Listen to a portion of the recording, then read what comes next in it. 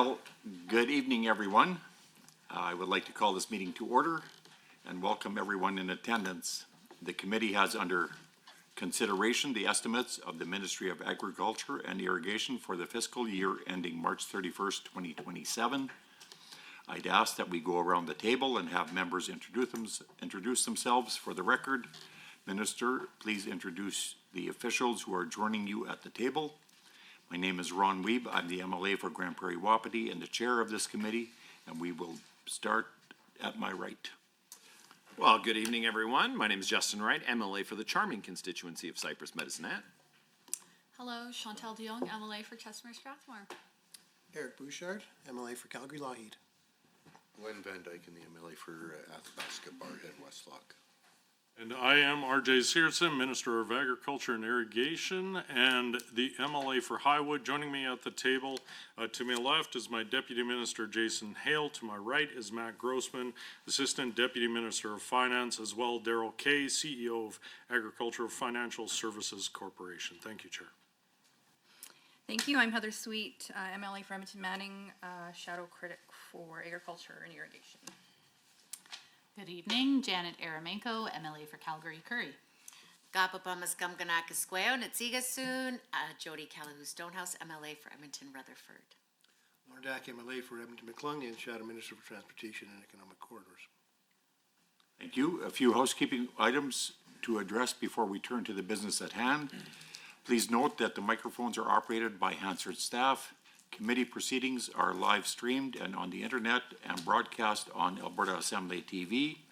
Audio and video stream and transcripts of the meeting can be accessed via the Legislative Assembly website. Please note that you should set your cell phones and other devices to silent for the duration of the meeting. Honorable members, the committee has the main estimates for the Ministry of Agriculture and Irrigation shall be considered for 3 hours. Standing Order 59.01 sets out the process for the consideration of the main estimates in the Legislative Policy Committee. Suborder 59.016 sets out the speaking rotation for this meeting. The speaking rotation chart is available on the committee's internal website, and hard copies have been provided to the ministry officials at the table. For each segment of the meeting, blocks of speaking time will be combined only if both the minister and the member speaking agree. If debate is exhausted prior to 3 hours, the ministry's estimates are deemed to have been considered for the time allotted in the main estimates and schedule, and the committee will then adjourn. Should members have any questions regarding speaking times or the rotation, please email or message the committee clerk about the process. With the concurrence of the committee, I will call for a 5-minute break near the midpoint of the meeting. However, the 3-hour clock will continue to run. Does anyone oppose having this break? Seeing none, ministry officials who are present may, at the direction of the minister, address the committee. Ministry officials seated in the gallery, if called upon, have access to the microphone in the gallery area and are asked to please introduce themselves for the record prior to commenting. Pages are available to deliver notes and other materials between the gallery and the table. Attendees in the gallery may not approach the table. Space permitting, opposition caucus staff may sit at the table to assist their members. However, members have priority at the table at all times. Points of order will be dealt with as they arise, and individual speaking time will be paused. However, the block of speaking time in the overall 3-hour meeting clock will continue to run. Any written material provided in response to questions raised during the main estimates should be tabled by the minister in the assembly for the benefit of all members. And finally, the committee should have the opportunity to hear both the question and the answer without interruption during estimates debate. Debate flows through the chair at all times, including instances when speaking time is shared between a member and the minister. I would now invite the Minister of Agriculture and Irrigation to begin with your opening remarks. You have 10 minutes. Well, thank you, Mr. Chair. It's my pleasure to be here and introduce the agriculture and irrigation representatives joining me. Of course, again at the table, joining me is Jason Hale, Deputy Minister, Matt Grossman, Assistant Deputy Minister of Finance, Darrell Kay, as well our CEO of Agriculture Financial Services Corporation. Other ministry staff joining me are John Conrad, Assistant Deputy Minister of Primary Agriculture, Karen Ronco, Assistant Deputy Minister of Trade, Investment and Food Safety, Miranda Sanosi, the Executive Director of Executive Operations, Gina Friedley, Director of Communications. Also here representing AFSC are Mark Prefontaine, Chief Strategy and Innovation Officer, Steve Lappin, Chief Financial and Risk Officer, and from my office joining me is Callum Reed, my Press Secretary, and Ryan Hubble, my Policy Advisor. Thank you all for being here this evening. Agriculture has a vital role in Alberta. The sector has injected billions into our economy and is responsible for thousands of quality jobs for Albertans. While the economic impacts of our ag industry are essential, the importance goes farther than that. It's a part of our shared history and the foundation of so many of our rural communities. Alberta's farmers, ranchers, and food processors work hard to put the best food on plates here at home and around the world. This year's budget reflects our commitment to these folks and aims to help the ag sector grow and thrive, especially in uncertain times like these. It invests in research, seed processors, and agricultural societies. Let's look at the overall numbers. Agriculture and Irrigation's operating budget for the upcoming year is $827.8 million, which is down $31.7 million from budget 2025. This will ensure we can continue attracting investment, expanding trade, and supporting our farmers, ranchers, and food processors. This year's budget has $85.2 million in capital grant funding, most of which is for irrigation-related projects. We are also providing a continued $2.5 million for agricultural societies' infrastructure revitalization projects and $9 million for cooperative seed processors. The main share of revenues is $685.7 million coming from premiums, fees, and licenses. $667.2 million of that comes from AFSC's producer premium revenue for insurance. The other significant contributor is federal transfer payments, including $493.1 million to AFSC for its business risk management programming and $57.7 million to the Department for the Sustainable Canadian Agricultural Partnership. Those are the highlights. Now we will get into the details. Alberta seed processors have a pivotal role in our ag sector. On top of providing basic seed cleaning, they support growth in the local and global agricultural economy. That's why we're allocating $9 million over 3 years for upgrades at local seed cooperatives. Alberta has 66 seed processing plants, many of which have safety concerns or outdated equipment. By modernizing these businesses, the program will support the local economy, provide jobs, and help ensure the long-term sustainability of rural communities that rely on these plants as a regional employer. This 3-year cost-shared capital grant aims to address these issues by funding upgrades to improve safety and efficiency. This funding is more important now than ever. Earlier this year, Canada and China agreed to a new trade deal to diversify markets and increase Canadian exports to China. As part of the agreement, China has lowered tariffs on Canadian canola seed to a combined rate of 15%. The trade deal impacts producers directly, and many may decide to grow more canola seed. An increase in canola seed could also translate to the increased use of processing plants to clean the seed. I'm confident this funding will help Alberta thrive on the global stage. Moving on to ag societies. Of course, we all know ag societies improve the quality of life of their communities by providing educational programs, events, volunteer opportunities, services, and facilities. From rodeos and bench shows to educational and agricultural programs, ag societies help their communities thrive. That's why Budget 2026 will continue $2.5 million in annual funding for the Agricultural Society's Infrastructure Revitalization Program. Here's the impact that the program has had so far. Since 2023, the program has supported major facility repairs so ag societies can continue making a difference in Alberta communities. In the program's first year, 34 ag societies received capital grant funding for major repairs and renovations to commercial kitchens, roofing, dressing rooms, and more in facilities like community halls, arenas, and rodeo grounds. In 2024, 37 more ag societies received grants and in 2025, 35 additional ag societies received funding. Total to date, that's 106 ag society projects that have received funding. We also know how important research is to the ag sector. Research, when it's based on the realities of our farmers, that our farmers are facing every day, ensures the sector remains strong and continues to grow.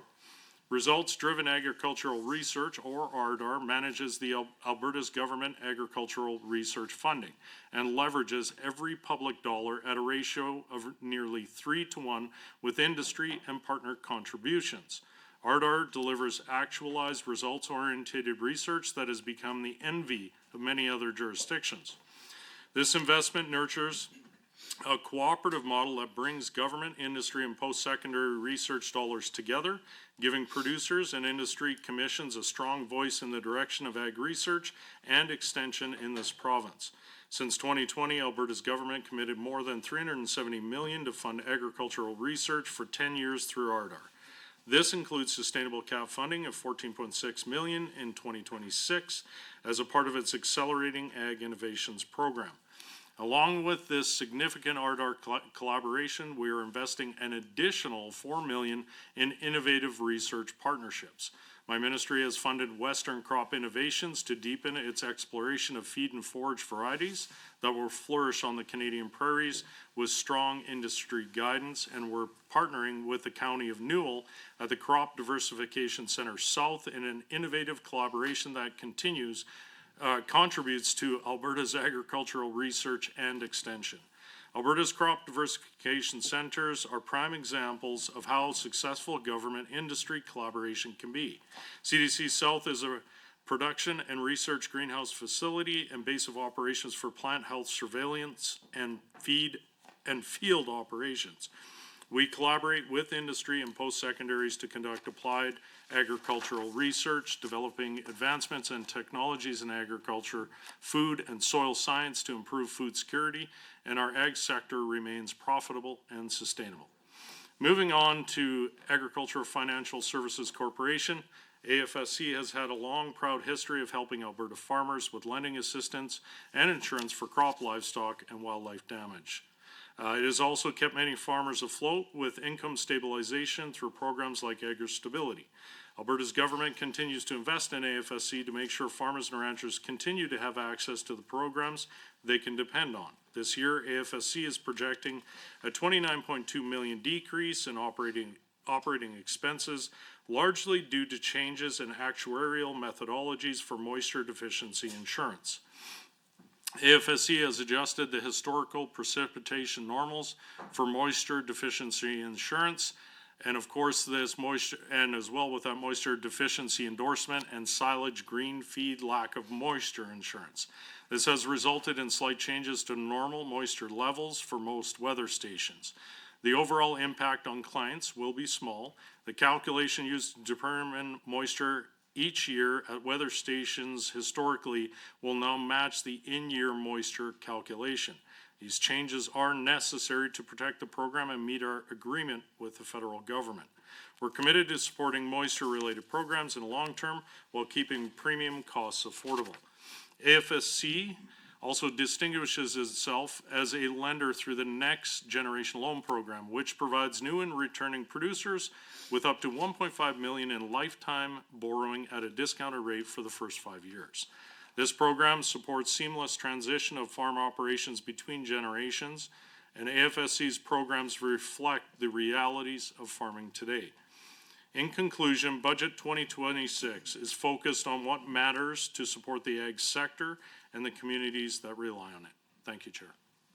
Thank you, Minister. Before we go any further, I see Member Stefan has joined us at the table. Can you please introduce yourself for the record?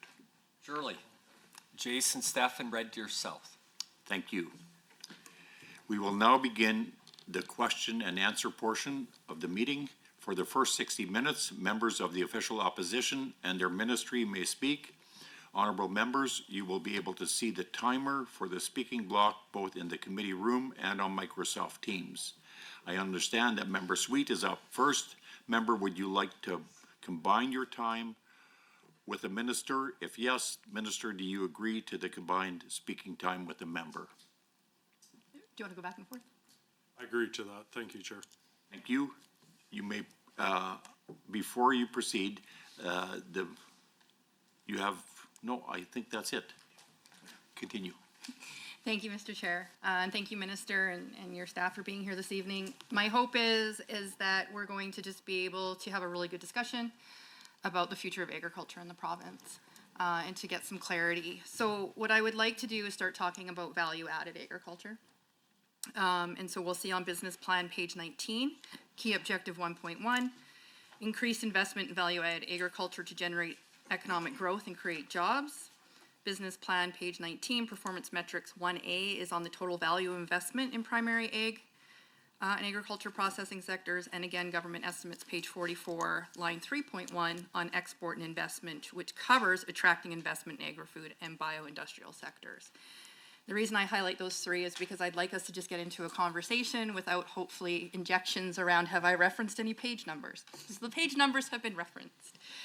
So, Mr. Chair, value-added agriculture represents one of Alberta's strongest pathways for long-term economic diversification and competitiveness. As the RBC Seeding Scale Report highlights, Canada possesses one of the world's most progressive agriculture systems and is a net exporter of value-added food products. Yet the nation is steadily losing ground as a preferred place to start and scale agri-food firms due to structural gaps in investment and innovation. These challenges directly impact Alberta, where the potential for value-added growth is high, but increasingly constrained by national investment trends.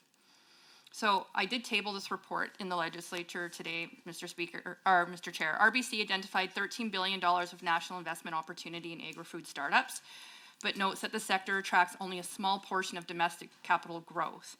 So the first question that I have to the Minister is the RBC Seeding Scale Report shows that Canada's agri-food sector, despite being globally competitive, is undercapitalized, receiving less than 2% of government-backed growth funds and only 4% of total growth capital, leaving a $13 billion investment gap into 2030.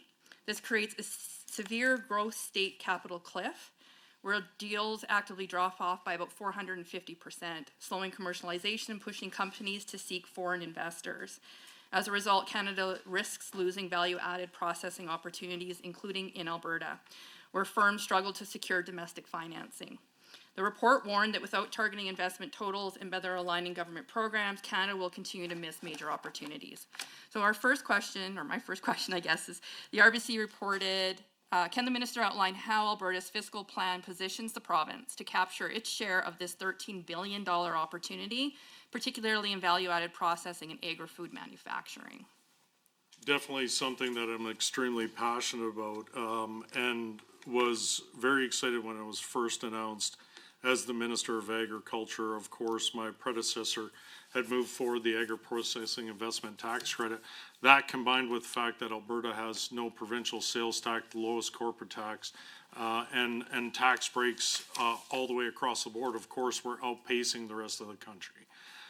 But we also understand that this is a global competitiveness. We're not just competing with other provinces, but I would say that those, when we combine those together, Alberta's agri-processing industry continues to demonstrate the strongest growth in the country. Now, last year we attracted more than $725 million in our agri-processing sector, exceeding our annual target of $639 million, and leading to the creation of over 500 jobs. Since the inception of the agri-processing investment tax credit, we've created almost 2,000 jobs, and we have almost $5 billion in investment interest.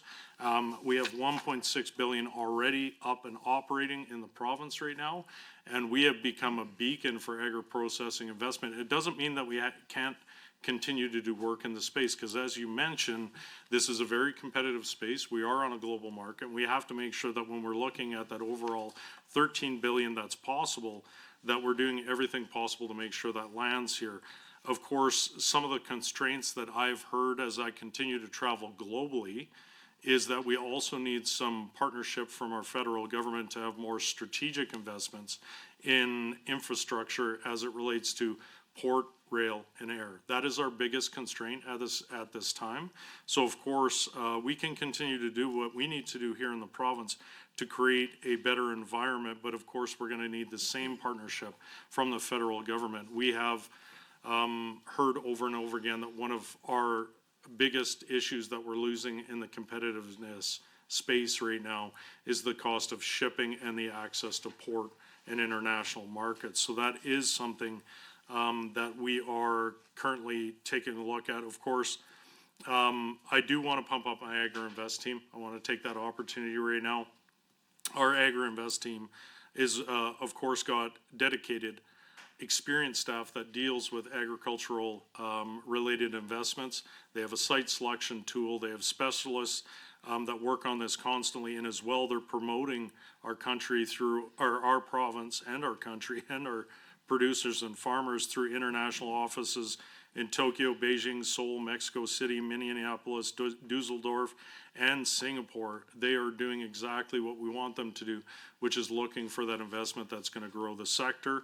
Of course, by Q3 of 2025-26, AGI has completed 30 market development activities and 6 market readiness activities involving 115 participants to date. So I would say that we are seeing Alberta trending up as we look at the investment, but of course, we continue to keep a very close eye on what's happening internationally, and make sure that we can continue to be competitive in the space. But we are leading the country, and we're definitely leading as one of the top jurisdictions in all of North America right now. Thank you, Minister, and I agree with you. I did ask your colleague, the Minister of Economic Corridors, about port access and ensuring that we were looking at trying to address those very concerns. So I appreciate that you and I are on the same page. I do want to talk a little bit, because you've mentioned Saskatchewan.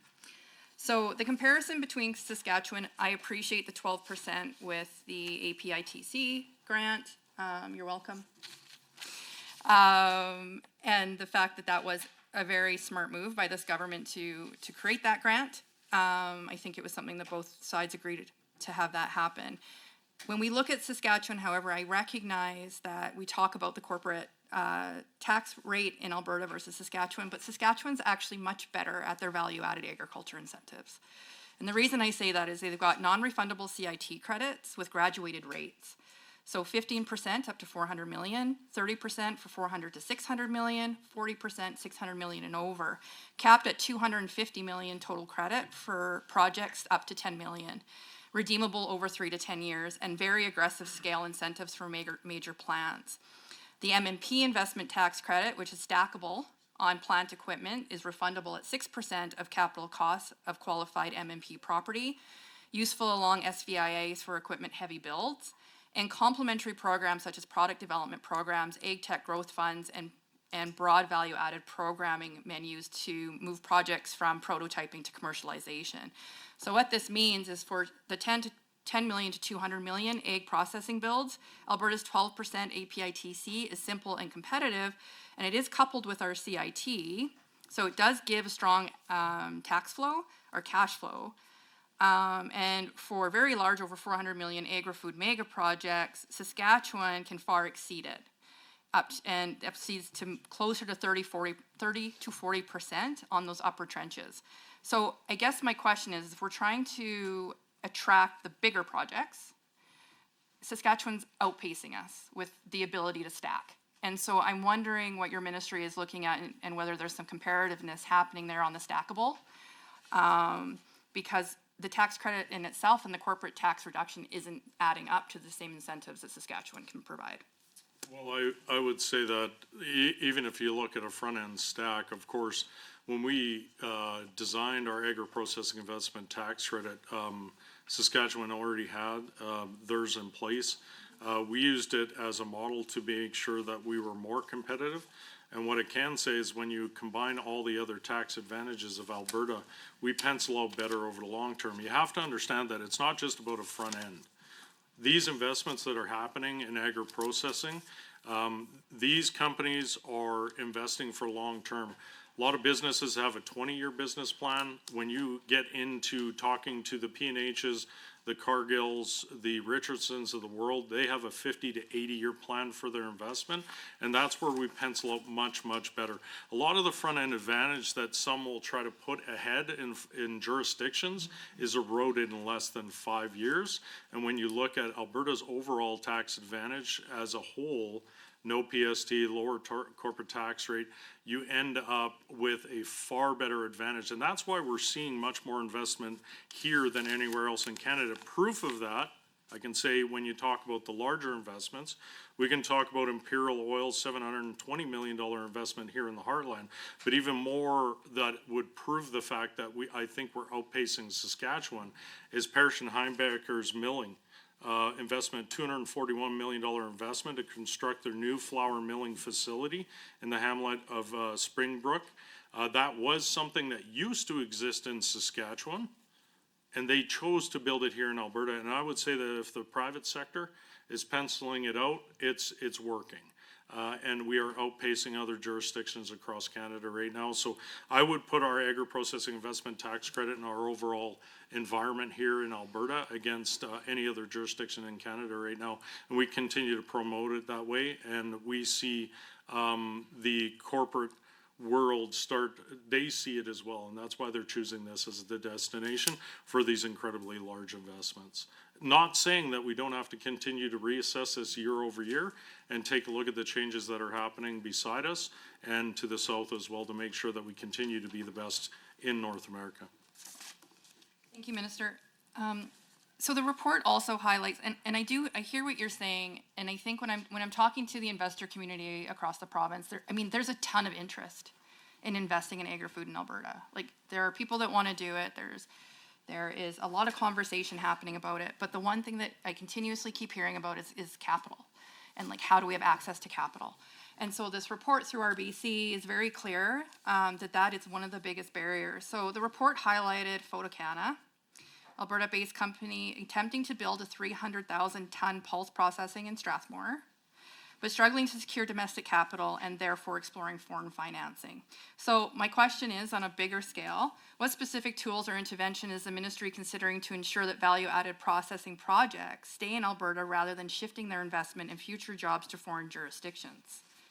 Well, I think of course, we've held a lot of roundtables on this over the past 3 years, talking to the value-added and agri-processing industry, and you have identified the capital investment gap on the front end is large, and it continues to grow.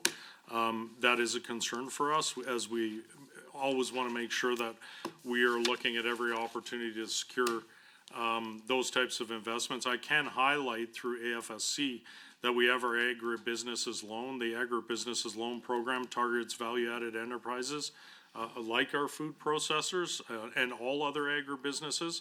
The loan volume under the agribusinesses loan program to the end of third quarter 2025-26 was 32 million, an increase of 167% over the same period in the last fiscal year. So of course, we are looking at those opportunities. We understand that is a gap, and we are working with AFSC, our lending institution within, to be able to look at every opportunity we can to provide assistance for them to get off the ground, get those agri-processing facilities open, understand the net benefit to the province for creation of jobs. And we're going to continue to find ways to be able to work within our department to shorten that capital gap. Yeah, and so I appreciate that. And this is the part that I think is really interesting, is that we haven't seen an increase in the budget, and I appreciate a $9.4 billion deficit. We have to be smart about where we're spending our money, but we need to look at the ROI. And so when you say there's 167% return on what is being done through AFSC and being able to leverage that capital, why are we not looking at an opportunity to build on that fund or that program when it's got such a great return on it? Well, I was commenting that we've seen 167% increase of what people are trying to access. And of course, I do want to just tout that AFSC is doing an incredible job for us. It is the one institution that we have that provides us the ability to deal with issues just like you said. And we are continuing to do that. Of course, we want to make sure that as we continue to grow in this space, our focus has to be, with AFSC working on that lending side, that the lending is self-sustainable and doesn't end up costing taxpayers. That's the number one important thing we have to do. So remember that the changes that we make, as far as that risk side of it, assessing and the growth to this, has to be in a manner that we can ensure the sustainability. We look at every opportunity to be able to land this investments here. So we are working within our government to make sure that we are providing as many opportunities to access that capital. That's the best thing we can do for those investors here domestically. Sorry, so to clarify, it wasn't 167. So we're seeing an increase in demand. We're seeing that there's an opportunity for an ROI. I appreciate we don't want to put the risk on the taxpayer. I totally understand that. What assessment is being done on the dollars that are being used to determine what the ROI is and how much risk is actually being leveraged for the taxpayer? Are we doing that work? Well, I would say that, I mean, as a lending institution, I mean, the ROI is actualized by the investors themselves. We're trying to provide them the access to the capital, ensure that rates, amortization, and everything else matches up to be able to protect the sustainability of the lending institution that we have. But you know what's great is I have an incredible staff with AFSC that manages these programs extremely well. And this is why of course, we have our CEO, Daryl Kerr, at the table. And Daryl can talk a little bit more to the details related to some of these lending programs and their strategies for the agri-value and value-added sectors. So please go ahead, Daryl. Thank you, Minister, and thank you, MLA, for the question. Maybe where I would start is to say this, obviously agribusiness is an important program. You know, we have a significant amount in primary agriculture and supporting succession planning, but we also know that agribusiness is a key piece, creates jobs, creates investment in the province. In 2021, this government increased our lending limit from 15 million to 30 million. What that allowed us to do is to just be part of more conversations. We work with other banks to try to do deals as well. We're seeing some real success stories over the last couple of years in terms of things like biorefineries, greenhouses, flour mills, plant protein. So a number of deals are coming forward. Obviously, we need to do it in a way that's prudent. We are doing that without any funding from the government of Alberta. We're self-sustainable. Obviously, how we lend that money and our credit department is extremely important. Last thing we can do, come forward with a number of losses. So proud of the work that we're doing in our agribusiness area. We are seeing deals come through. We are creating jobs. Happy to support the government through AFSC. In short, I'll just add to saying that we have done an increase and we're looking at those additional opportunities. Once we're confident that the program is sustainable with that increase in volume, we'll continue to look at opportunities to be able to grow those for those processors to access that capital.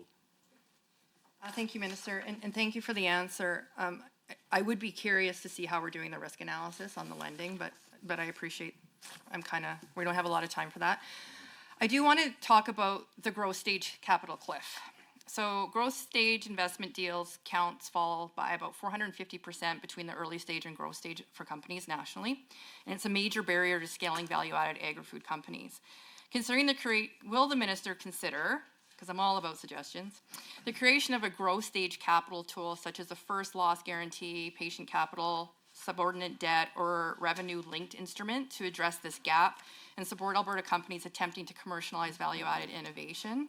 And then on top of that, just because I recognize we've got some time left, the report also highlighted regulatory timelines in Canada, and I appreciate that the minister is working with his colleagues in red tape reduction. But have you assessed the regulatory delays impacting investor confidence in Alberta, given the fact that Saskatchewan is able to get many of these projects through approvals faster than Alberta is? Yeah, that's why as I mentioned, as a department, we've been working with the industry to have industry-led roundtables to be able to talk about some of the challenges that they're facing in order to continue to not only get started in Alberta and get new projects done, but also some of the additional challenges that they're facing as of today. Of course, this creates a lot of conversations within my department, and some of it is within my control. Some of it is not, and that's why we work collaboratively as a government to be able to address those issues. You identified the largest one, which is red tape, regulatory burden. Our government has consistently, year over year, led the country in red tape reduction that is benefiting businesses in the province to the tune of billions of dollars. We continue to try to look at every opportunity we can to improve the regulatory space. My department has looking at every opportunity to work with those government departments to be able to decrease and set more clear guidelines and targets. And I've seen even my colleagues that have been moving to strategies like automatic yes, understanding that we're in that competitiveness space, and we have to make sure that though if we land the investment, we have to make sure that they can get that business open on time, on schedule, and then as well when they continue to operate, that they can grow and expand as necessary. So it is a constant focus. There is many things that are happening every single year, but the number one thing for us is ensuring that the regulatory burden, red tape reduction continues to happen year over year, which we're seeing positive impacts from. Thank you, Minister. So the one amazing thing about Alberta is that we actually, because of our oil and gas industry, have a lot of people interested in investing that money back into the province. It's their thank you to being able to be so successful and trying to find those opportunities. And so I believe that there's a lot of venture capital that exists, especially in Calgary, and agriculture is a big conversation in Calgary. But the problem is in Alberta, or in Canada globally, only 6% of corporate ventures capitalists invest in agriculture. So I'm curious, because I feel like you and I are probably having the same conversations, how do we encourage people that are looking for that opportunity, that want to invest back in Alberta, want to be part of that community? How do we sell that agriculture is the place to invest? Well, I think what we're seeing right now, at least from a lot of the investments that have happened here in the province, that I think is bringing it more to the forefront is you talked about ROI, and with a lot of the current investment that we have in the province right now, those investors are going back to their shareholders and sharing stories to them how their projected ROI of 5 to 10 years is being met in 3. That's really bringing it front and center as a conversation to venture capitalists about how these investments are returning money at record rates. I've said it over and over again. My department can probably do my opening speech when I talk about this. I do believe that agriculture is the greatest opportunity to grow and diversify our economy, and we're seeing that right now. The level of investment we're seeing, jobs coming along with that, long-term, high-paying jobs.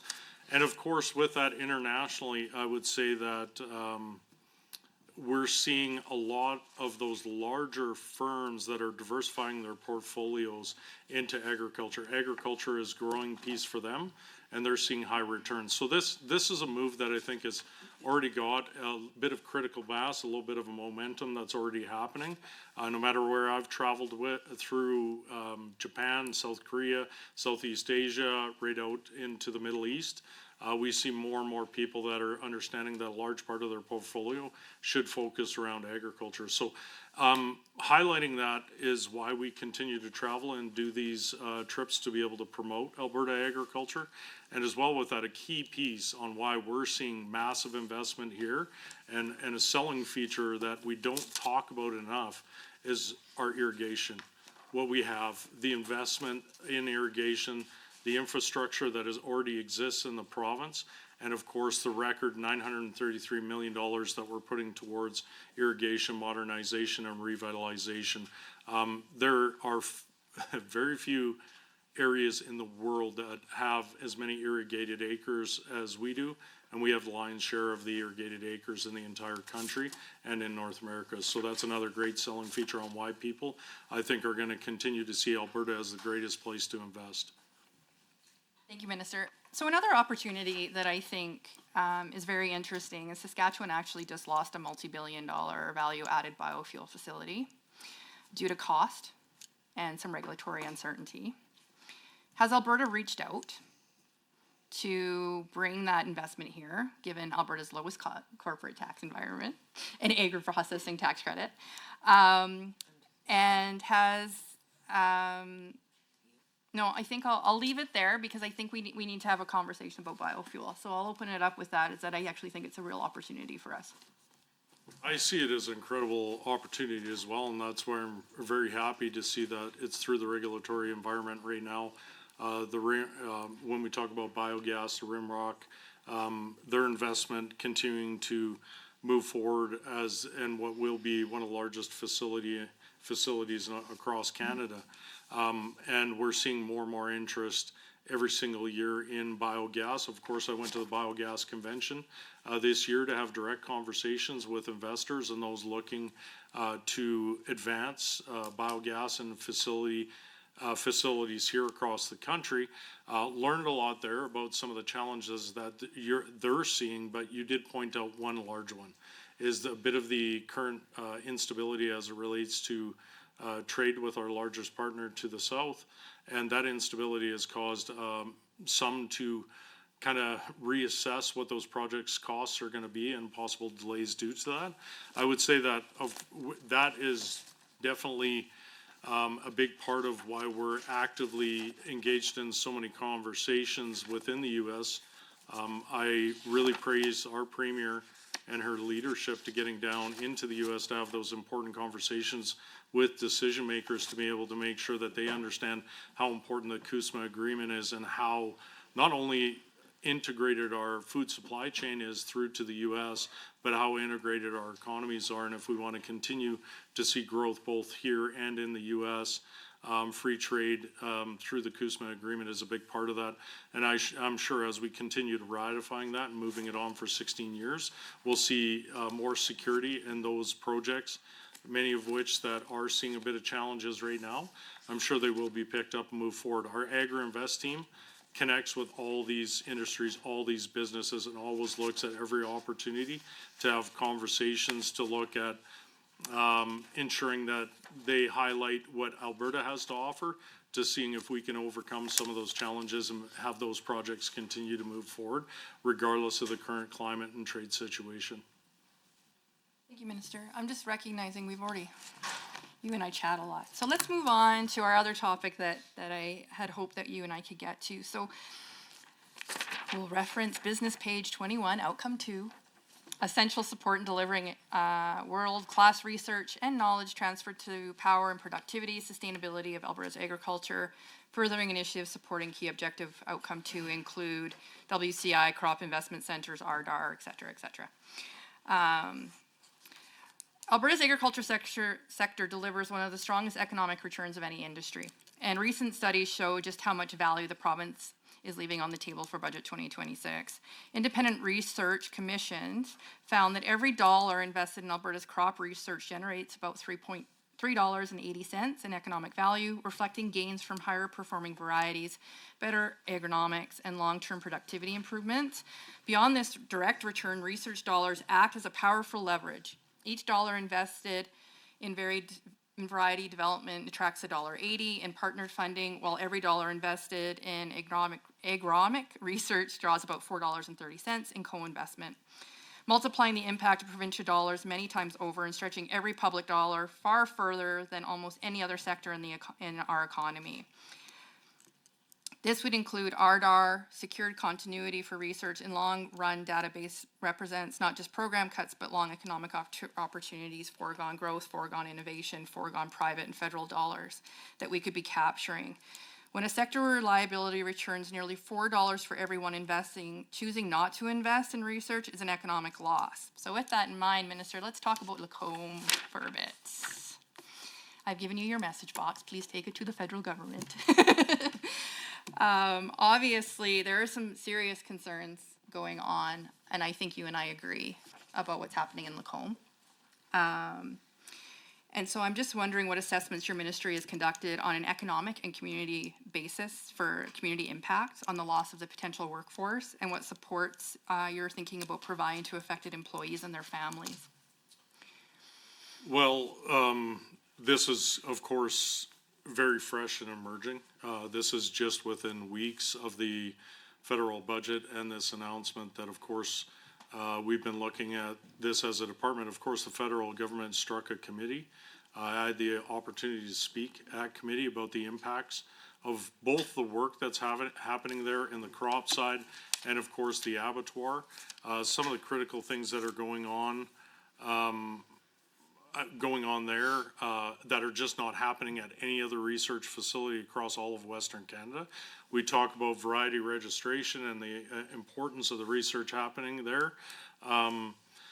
So I've met with the county as well, Lacombe County, and had a conversation about the 116 jobs that are currently there and what the future of that means. And also, they shared with me what they believe is the overall impact to them, which is deeply concerning. Of course, it's the conversation now is going to really stem on what the federal government, as a result of this committee work, is going to come back to the table. I was very clear to them about our concerns. I expressed to them very similar, the returns on every research dollar made. That's why I'm extremely proud about the work that RDAR is doing, not only with the 41.6 million that they got last year, but also that they're averaging, in leveraging that 41.6, they're getting 3.2 on average back through co-funders, collaborators, and industry partners. So that 41.6 is really 3 times that, or over 3 times that of investment through the real great work that RDAR is doing. Now, Lacombe facility, the final decision will be made by the federal government, but I was clear that I asked for them to come back to the table, an economic analysis that to meet with the province, actually all provinces that are going to experience closures of research facilities, and that a clear economic impact assessment was done, and a direct conversation was to be had with that province to make sure that the research, the essential research is happening, continues to happen, understanding it's the key to the success, the future success of the agricultural industry. Thank you, Minister. And so the facility's been open since 1907. So it holds more than a century's worth of data research. It has some of our specialty seeds. It has a variety of different things. It is also an expensive building, which I appreciate. And so I appreciate that the federal government is saying the operating costs of that building are extremely high, and that carrying those costs may be part of the problem. What I'm wondering is there an opportunity, knowing that we have a facility across the street, to move some of that work, not the abattoir, not some of the stuff that we know has to stay there, but some of the other across the street? And is there a way to negotiate with the feds to get them to help offset some of those costs? Absolutely, I would hope so. That was my request, and I really want to get them back to the table so we can have exactly this conversation. I think it's a great chance for us to highlight the creative and innovative things that we're doing here. Of course, in my opening notes, you heard me speak about the collaboration with the County of Newell right now for the revitalization of CDC South. WCI has moved into a corporation on its own, a partnership with the government. We are creating Made in Alberta solutions for the future of research and the sustainability of the sector to make sure that when we look at fluctuating governmental budgets, it doesn't impact as much when it comes to the research side, and trying to provide innovative, new, collaborative ways to be able to have a more of a cooperative approach to these research facilities to ensure their sustainability and longevity, and make sure that they don't end up being the first budget line item that somebody wants to decrease when the government isn't seeing the revenues or a struggled year. So, I definitely want to get the federal government back to the table, look at the possibilities. Understanding, of course, I want to make sure that they are a partner in this. They have to be. The agriculture is important to the entire country, and I would expect that the federal government steps up to the plate and is a contributing, meaningful partner in a meaningful way to make sure that this type of research continues as a province. We've shown our commitment and our ongoing commitment to be able to continue to have meaningful research happen here in the province of Alberta. I do want to boast about RDAR just a little bit, just on that. We talked about the 41.6, 3.2 leverage. We can talk about just the impact, 67 best management practices adopted or products in development, 31 projects increasing private investment in Alberta, 56 new jobs created in RDAR supported projects, 55 new crop varieties seeded, and 73 producers, public and private partnerships. This this is incredibly important, and what we're seeing with these new innovative models like ARDAR is they are far earlier adoption, and we're with this producer-led cooperative that is happening right now. It's become an incubator where we're seeing that research being actualized at the farm gate quicker, faster, and adopted extremely quickly. So these are the things we want to continue to support. Of course, for the Lacombe facility is essential for the province. And I am calling on the federal government to come back to the table so we can have a very important conversation to make sure that the research there is they understand the economic loss of that research, and that we find a pathway forward. This is what the industry needs. This is what our farmers and ranchers expect from us, is to be able to continue to support this type of research. And actually, as an overlap, I do believe ARDAR has 5 research projects, or 3 or 5, I think it's 3, okay, 3, that is happening within this facility as well right now. So ARDAR has an invested interest too, as well, in the future of this facility with some of the current project-based research that they're doing. Thank you, Minister. I think you might be right, 6 major ones, but I think there's 13 projects that are somehow attached to Lacombe in some way. And I think that's the question too that I'm hearing from folks is, and it's all rumors, right? So everybody's kind of like, what are we actually hearing?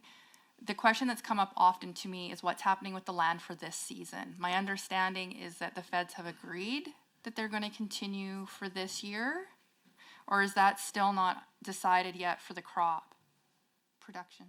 Yeah, listen, we got the chance to present a committee. This is completely and wholly in the hands of the federal government, and we're looking for expediency to be able to come to a decision to protect the research we've made on that call. I'll continue to express the concerns of the industry and the necessity for this to continue. But unfortunately, I haven't been given any timelines from the federal government at this point, other than the fact that it's currently sitting within committee, and I do think they are done with presentations, and that they're looking for deliberation and then submitting what their response is to that input that they received. We don't actually have a timeline. Okay. Not that I'm aware of. Okay, thank you. Let's move, you had mentioned CUSMA, so let's chat a little bit about what that is going to look like. Obviously, CUSMA is open to be negotiated over the next little bit. The President of the United States has made many comments in regards to what he thinks is going to happen or could happen. Supply chain, supply management has come up a couple of times. It has been discussed for a variety of other things. So the U.S. accounts for about 70% of Canadian beef and livestock exports. The Canadian-U.S. beef industry functions as a single integrated North American market with cattle and feed crossing the border daily in both directions, as you would know. And so there is concern that Alberta cannot economically withstand a U.S. cattle beef tariff, especially with the scheduled CUSMA review in 2026. And so my question to you is, what are you bringing to the CUSMA negotiation, and what kind of conversations are you having in regards to our beef industry? We're taking every opportunity to, first of all, very early on, at the point in which the federal government was wound up in election, we immediately headed to the U.S. and started having conversations with decision makers in the U.S. to make sure they understood how integrated our food supply chain is across North America. And I know you made a comment about how the fact that our beef industry couldn't withstand a tariff situation with the U.S. Arguably, the U.S. beef industry cannot withstand a tariff situation, and we've heard that loud and clear from the industry in the U.S. Of course, I had the opportunity to be the Canadian lead at the NASDAQ convention in Arlington, to be able to have conversations with, which was very well attended, from secretaries of agriculture from many states across the U.S. And then again, we just had a recent NASDAQ convention in Morelia, Mexico as well, having a lot of bilateral meetings, both with Mexico and the U.S. And the focus of the U.S. bilat that we had with the Canadian representatives that was down there was solely on CUSMA. I can tell you that secretaries of agriculture from every state that I have met is 100% in support of CUSMA, understanding how it is in the best interest of not just Canadians, it's in the best interest of US citizens, not just for food security, but also for food affordability. So we understand how this would impact Canada. They understand very much so how this would impact them domestically in the US as it relates to food security and food affordability. We have to continue to support that message and make sure that we put that front and center.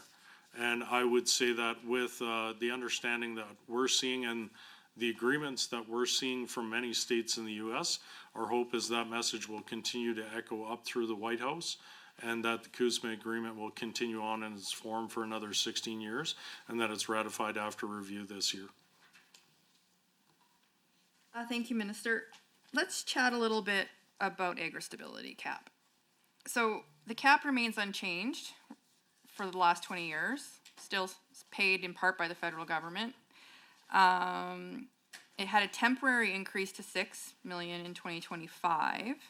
Obviously, rising input costs mean agri-stability now covers only about 8% of allowable expenses, down from the 24% in 2023. This is an MMP report, not my numbers. Large Alberta feedlots hit the cap very quickly, while producers are exposed to multi-million-dollar losses during market shock, trade disputes, and disease events. I understand that the BRMs are also being negotiated. Got a lot of negotiations going on. CUSMA, BRMs, all of the things. Can you tell us what the negotiations are looking like when we're talking about an adjustment to the BRM models and the federal government compensation adjustments?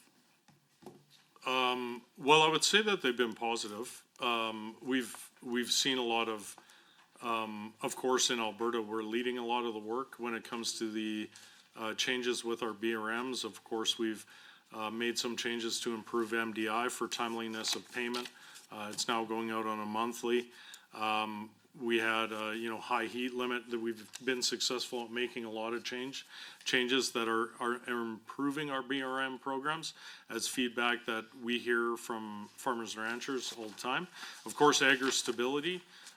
Very proud of the work that we did in holding a pilot here, understanding that we had heard over and over again that agri-stability works for some but doesn't work for others.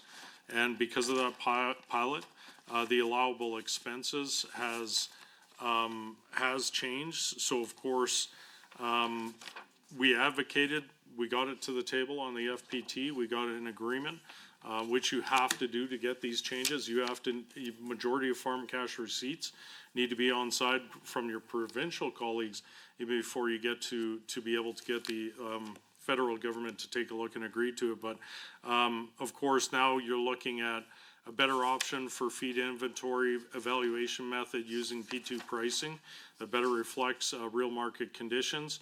And of course, recognizing pasture rent for grazing as an allowable expense. We're continually having conversations on how we improve these programs. Of course, I've heard about the cap. We are having that discussion, but as I mentioned, understand this is not a province of Alberta. It's not a Minister of Agriculture of Alberta gets to make that decision.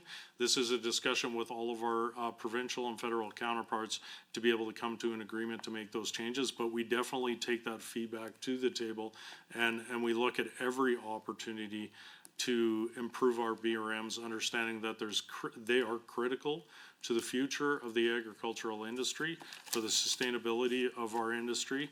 And we're going to continue to engage on this level to see what we can do to improve every program that we have. Of course, AFSC is looking at everything within their control as far as timeliness of payments, additional options for how they assess crops. We have new success stories with drone technology that is assessing crops more accurately and quickly. So we are utilizing every tool within our control to be able to improve these programs, as well as having conversations for the broader extent of how we continue to deliver the programs on a federal level as far as caps, understanding that we have seen changes in the past that are improving, but there's still other areas that we can continue to improve.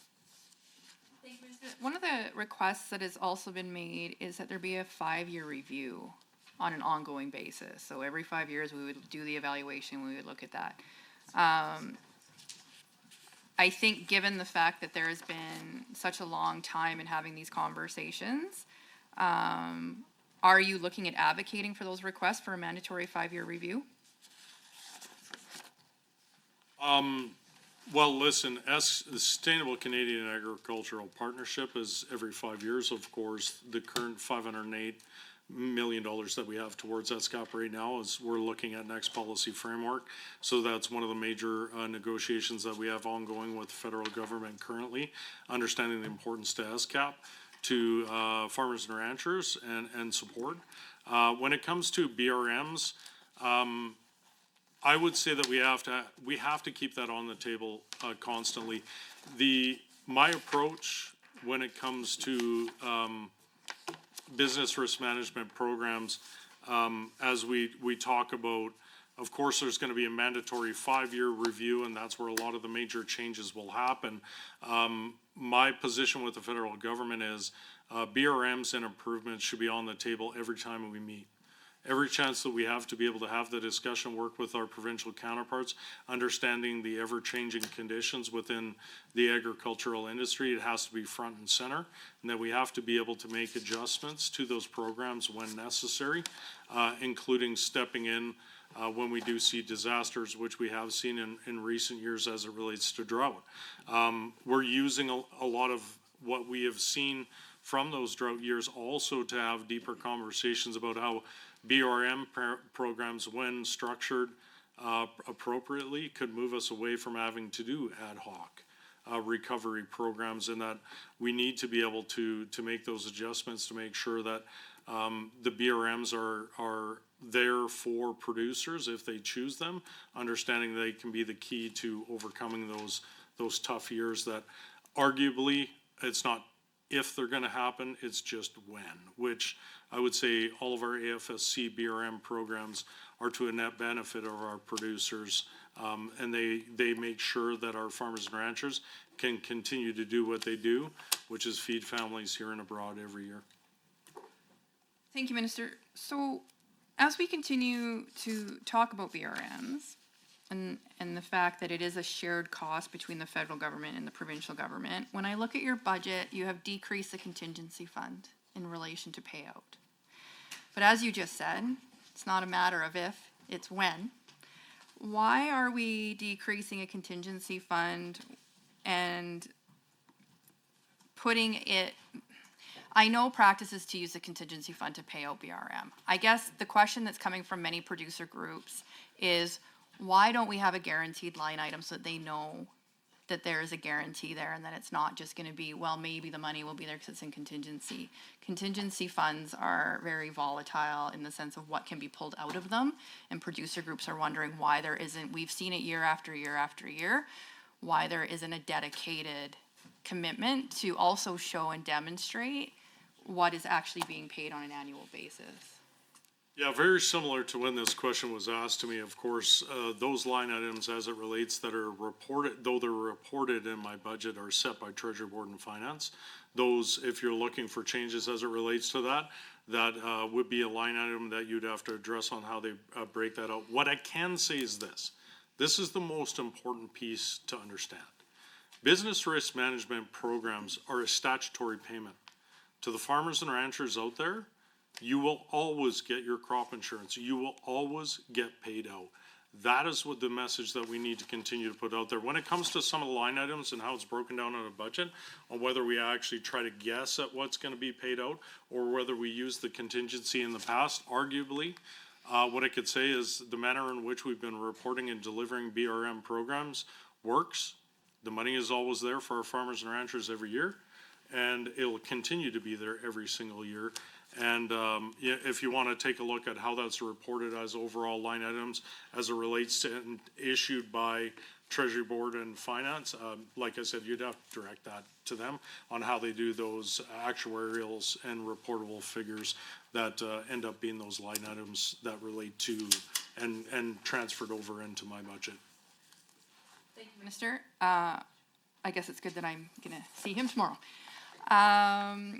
Another question that comes up often is an emphasis on reactive rather than proactive risk management. And so historically, much of Alberta's agriculture spending related to disaster events is focused on post-event financial supports rather than proactive risk mitigation. Budget 2026 does little to shift this. From a grain producer's perspective, the most effective risk managed strategy is investment in preventative measures. So expanding soil moisture monitoring networks, improving irrigation planning tools, enhancing crop insurance designs, and agronomic research focused on climate resiliency. Without stronger investments in these mitigations, producers remain heavily reliant on reactive compensation versus proactive compensation. The question is why are we continuously being reactive instead of proactive? I would argue that we're not. When you talk at all of the proactive things that you just listed, those are all actively happening in the province of Alberta right now. This is a big part of our Sustainable Canadian Agricultural Partnership with the federal government on some of the programs that we're seeing to be able to build a resiliency. And of course, we've already talked about some of the things that we're doing to be able to improve BRMs as far as timeliness of payouts that also deal with that I think is very proactive, and we've heard. But when you talk about, let's talk about RELP. Let's talk about, how that improves soil health and protects from drought in the future. This is an incredibly popular program that we have through SCAP. We've seen a lot of positive results as a part of that.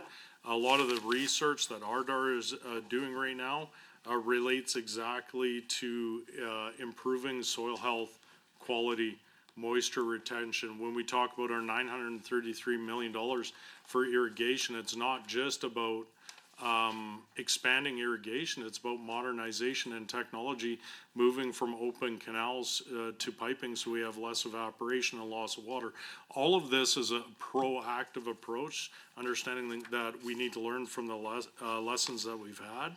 And of course, I could run down a list on all the proactive things. I mean, even including the agri-insurance beneficial management practices pilot, a pilot project which will link soil organic carbon levels to crop insurance premiums for wheat is underway. This is the type of work that's happening.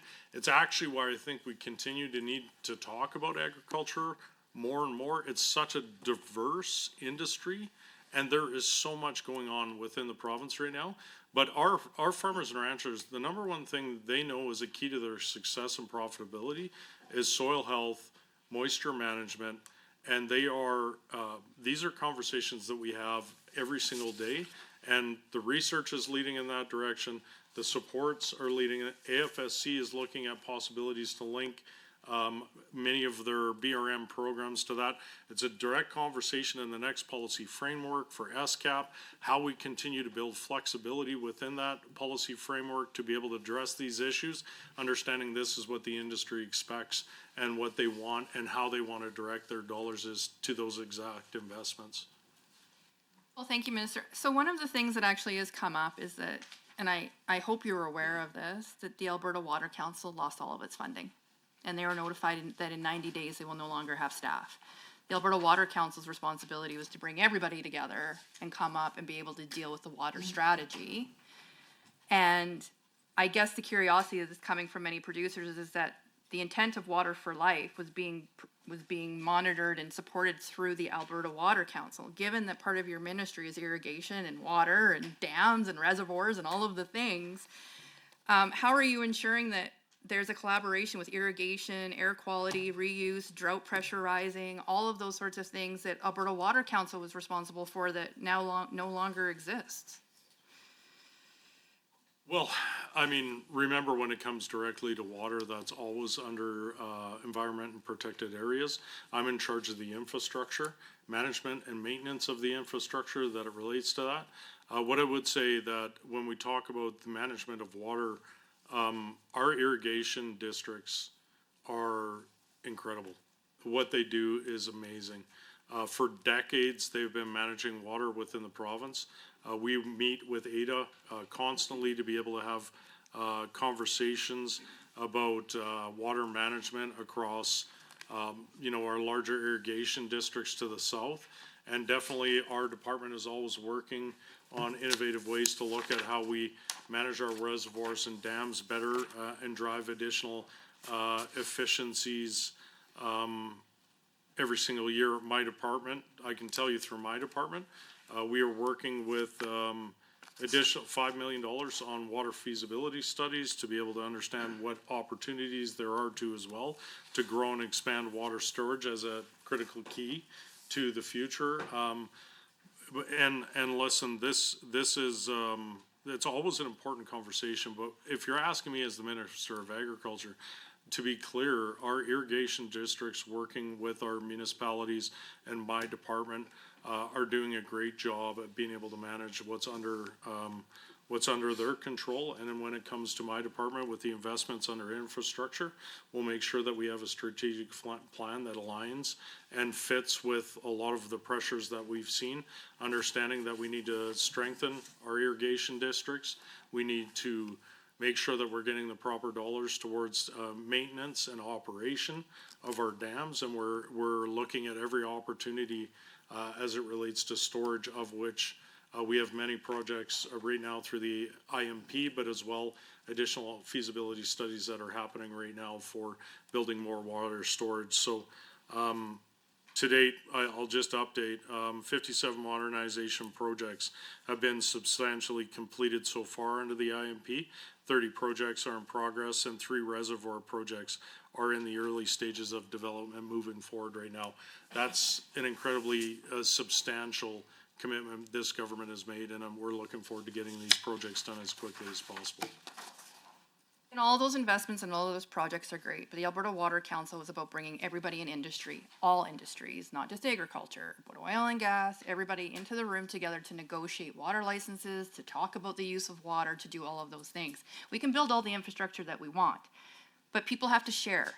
And so the fact that the AWC has been defunded, it's not under your ministry and that's fine, but take it to cabinet and tell your colleagues that it's actually a very vital and important part of this whole network of conversations. And the producer groups are concerned that they're not going to be able to have that ability to have those conversations. So it's a real issue that it doesn't matter if it sits with a different minister. The government of Alberta is the government of Alberta. And this is the one time where I can't just say, that's fine, go talk to someone else. Groups are concerned about not being able to have this group to come together and have these conversations, and they were given 0 notice. 90 days is not enough to be able to come up with a plan to address the issue. I will, however, because I've only got 2 minutes, move on to something else because I have a proposition and an idea that I would like you to consider. Obviously, the Richardson ground squirrel issue is a real problem from our crop producers. Recognizing the federal government has obviously decided that they're going to manage pest management their own way and don't really understand our Richardson ground squirrels. But I have 2 questions. One is an offer, one is a question. So what steps is the ministry taking to support farmers dealing with increased Richardson ground squirrels infestation? And how is the government advocating to the federal government regarding the restriction of controlled products and availability of safe alternatives for producers? And then the second part, which is my offer and question that I would like you to consider, given the crop losses caused by Richardson ground squirrels are not currently eligible under the Wildlife Damage Compensation Program administered by AFSC, will the Alberta government work with the federal government to expand eligibility under this program to include damage caused by ground squirrels, recognizing that the program is federally funded and intended to support producers facing wildlife-related crop losses? And the reason I'm saying this, Minister, is I think it's a help to you. You will then be able to track it and be able to go back to the feds and be like, this was a bad decision. Also, here's the data. And right now we don't have data. It's all kind of based on farmers reporting. Well, we Yeah, we lean on our ag fieldmen and our farmers for a lot of our crop reporting though, so I would say that, we know this is an issue, that's why, we went for an emergency use, re-registration on October 1st of 2025. I went directly to the federal government explaining that what we've seen since the ban of 2% strychnine in just a short 3 years has moved this province into a state of emergency. I do have in my office, water lines, irrigation lines that were damaged due to the overpopulation, even more concerning, gas lines that have been damaged so bad that now we're talking about a safety issue. We've seen an overpopulation in areas that is actually affecting our native grassland in a manner that is deeply concerning, understanding how we just can't replace native grassland. I do want to comment that make sure our farmers and ranchers understand that when it comes to production loss on crops, that is still applicable. That's still insurance. If a farmer has production, insurance on their crop and there is damages and they see that production loss, that is covered. Well, thank you, Minister, and thank you, Member, for the questions.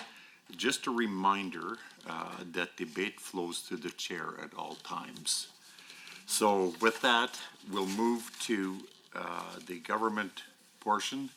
And you will now have 20 minutes with the member and the minister. Member Wright, you're up first. Would you like to combine your time with the minister? Very much so. That works for me, Chair, thank you. Thank you, Minister. You may proceed, Member Wright. Well, thank you, Mr. Chair, and through you to the Minister. Minister, I'm going to be focusing on page 21 of the business plan for the 2.3 million for marketing capacity growth on our beef producer SMEs. You know, Alberta's beef industry is not just an anchor of our ag economy, but, you know, it's a globally recognized brand that represents quality, trust, and world-class production standards. You know, I often talk about that oil and gas may be the backbone of our economy, but really the heart and soul of this province is in our ag industry. And with representing a southern Alberta riding, we have some of the largest cattle herds in the entire country down in southern Alberta. And, you know, our beef industry becomes more and more prevalent down there with regards to size of the producers, whether it's small, medium, or large producers. Now, on page 21 of the business plan, the ministry commits $2.3 million to support small and medium-sized processors and new entrants into the beef value chain by helping them navigate regulatory frameworks, improve business development capacity, and strengthen both domestic and international sales. This investment speaks directly to maintaining Alberta's leadership as an agri-food manufacturer and ensuring our beef sector remains competitive at home and abroad. Through the chair, can the minister please explain how this $2.3 million investment will support small and medium-sized beef producers, particularly when it comes to navigating regulatory requirements and accessing new market opportunities? And Minister, can you also explain how the funding will help new entrants establish themselves in the red meat processing sector, and what kinds of business development tools or technical support will be available to them? And kind of on that last question, finally, how will this initiative strengthen Alberta's reputation as a top-tier brand producer globally, and what economic development benefits does the ministry expect from enhancing processing capabilities and expanding market access? Definitely thank you for that question, and it's always a great time to say that as my time as minister over the last 3 years traveling this globe, we do have the best beef in the world with the highest food safety and quality standards, and that is it is well known. This is not something that I have to explain to a lot of our importers and exporters globally. They recognize this. This has been generations of effort by our beef producers put into their herds, as well as a commitment by the government to ensuring that the quality and safety standards that we have are world leading. And that really is what sets us apart and why we are a trusted partner when it comes to supplying beef. We recognize this, so of course this 2.3 million in investment is gonna be delivered as a 780,000 per year over 3 years, as approved in budget 2025. It strengthens support, as you had mentioned, for small and medium meat processors, particularly in business development and food safety, which like I said, of course, when you look at business development, it's about marketing and being able to provide that support and making sure that they have the support navigating the regulatory environment. But of course, we want to make sure that the food safety also being a very large part of our key to and success as an international trading partner, it's very important we support there. So this is 6 full-time positions, and with that, to be able to assist, they'll be providing hands-on guidance to help processors navigate, as I mentioned, the regulatory requirements, look at any kind of compliance issues they're having and solutions to that.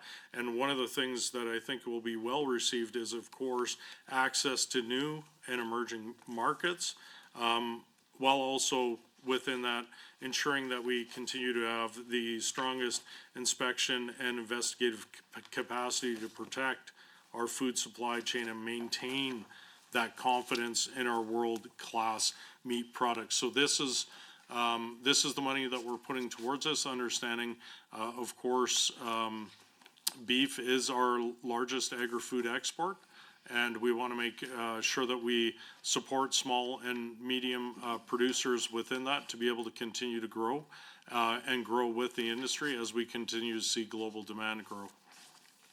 Well, thank you for that, Minister, and through the chair. Transitioning a little bit here on the ag file side. You know, something else that's a really big industry for my community and my region is around greenhouses.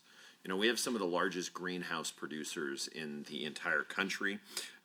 Redcliffe, which is just a hop, skip, and a jump from Medicine Hat, is the largest greenhouse producers on the prairies.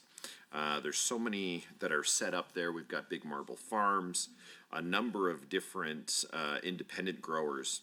You know, in the initiatives under page 19, there's $10 million to build food sovereignty. Now, there's been many challenges in market access across all of our products in recent years.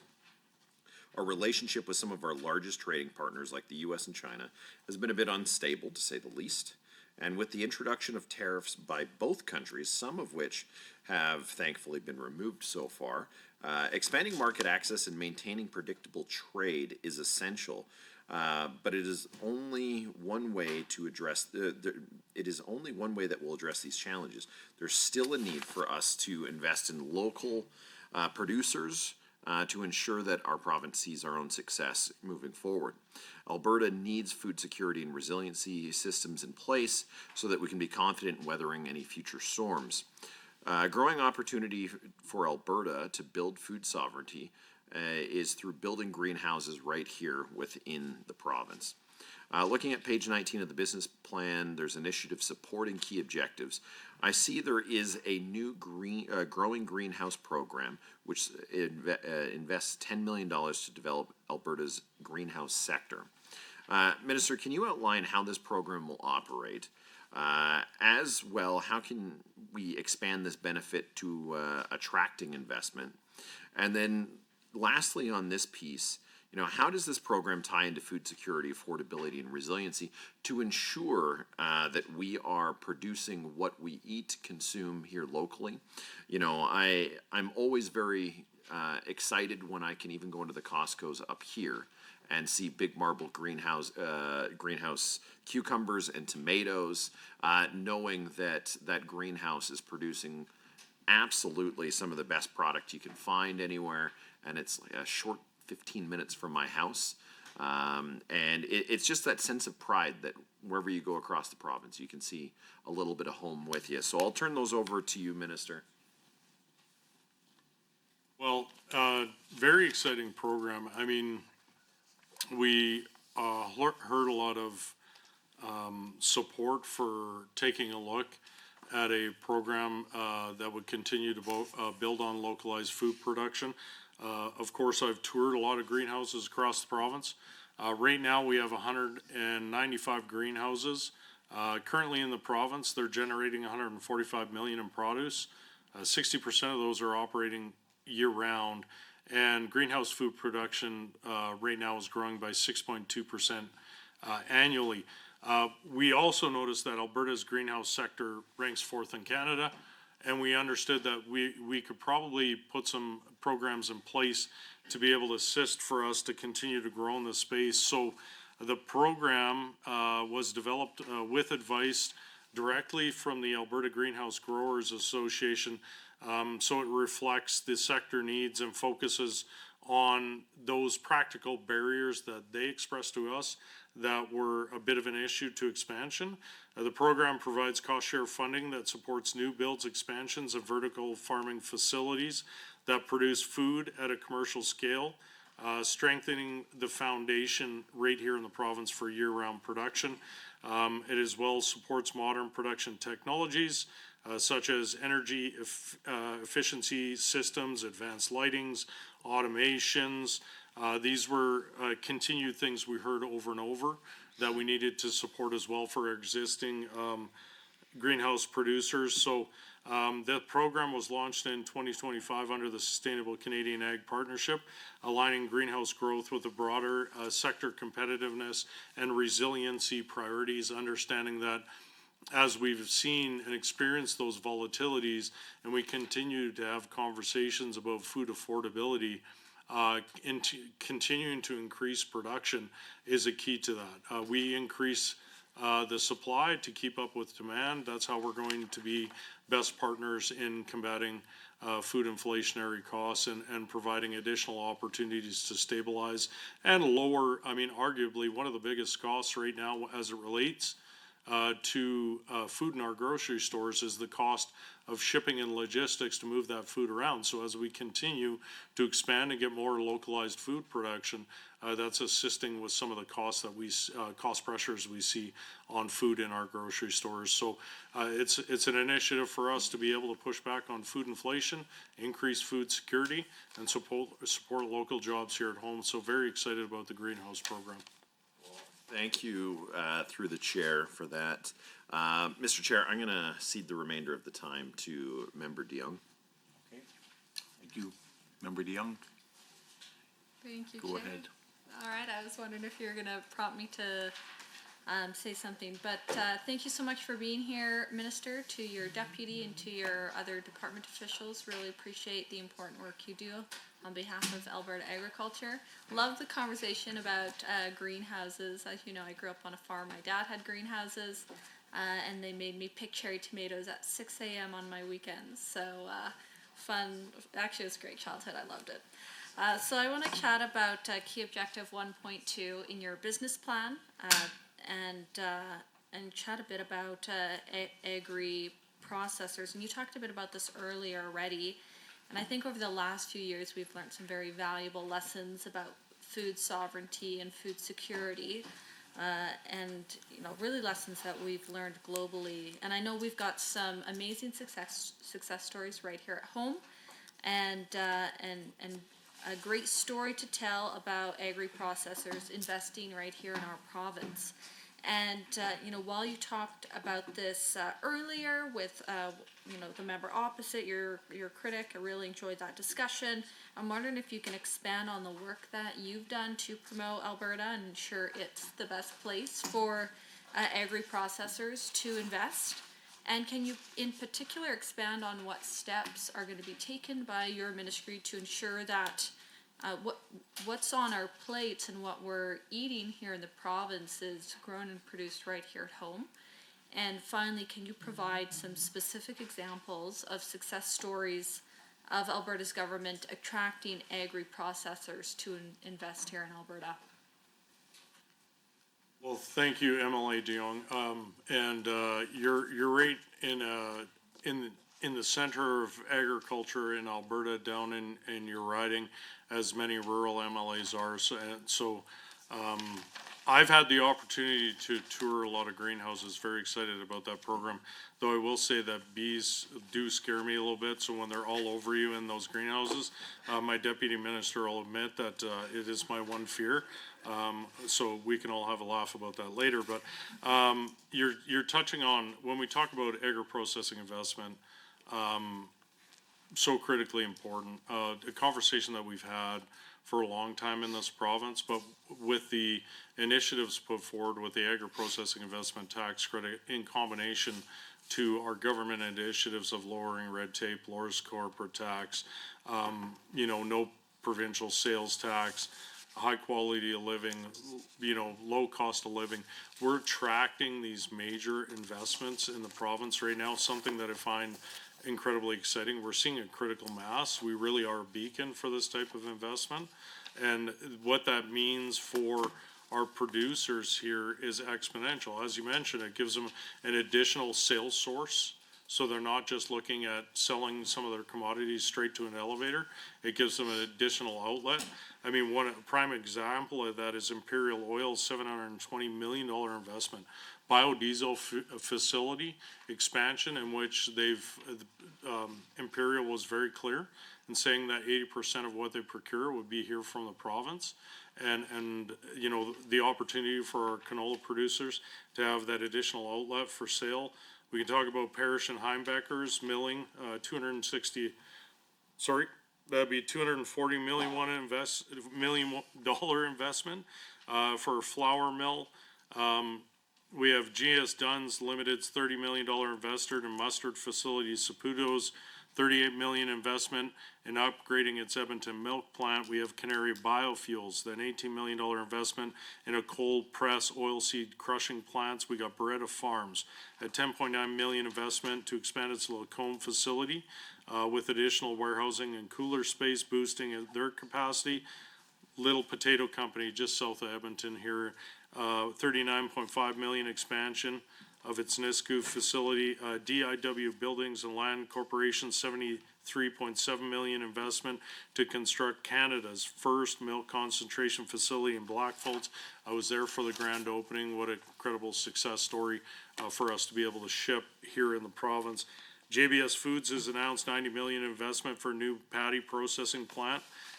These are highlights of the type of investments and the amount of investments and the sheer value of the investments that are coming here to the province of Alberta. All my trade missions that I do internationally are about promoting Alberta agriculture and looking at every opportunity to continue to leverage those conversations into additional investment in the province. And we're seeing a high level right now. It's unparalleled to what we've seen historically. Our agri-investment team is hitting their benchmark and far surpassing it every single year. As I mentioned, since the inception of the agri-processing investment tax credit, we have a little over $4.4 billion in interest, 1.6 done, over 2,000 jobs created. This is a huge success story into the type of investment and job creation and what we're seeing in the agri-production space right now. And the best part for me when we have these conversations is that these investments are creating long-term, high-paying jobs in rural Alberta and supporting rural communities, which is an incredible key to the success of rural revitalization and as well supporting our communities all across Alberta. So very excited about the work that's happening right now. We want to continue to be at the forefront. Our trade missions we do as well. We take all of the input we do on those trade missions. We come back, we take all of that information that we've heard internationally, both on the investment side to be able to communicate to our agri-invest team and on the competitiveness side to take a look at what we need to do better here in Alberta, understanding that we are, and these are globally traded commodities.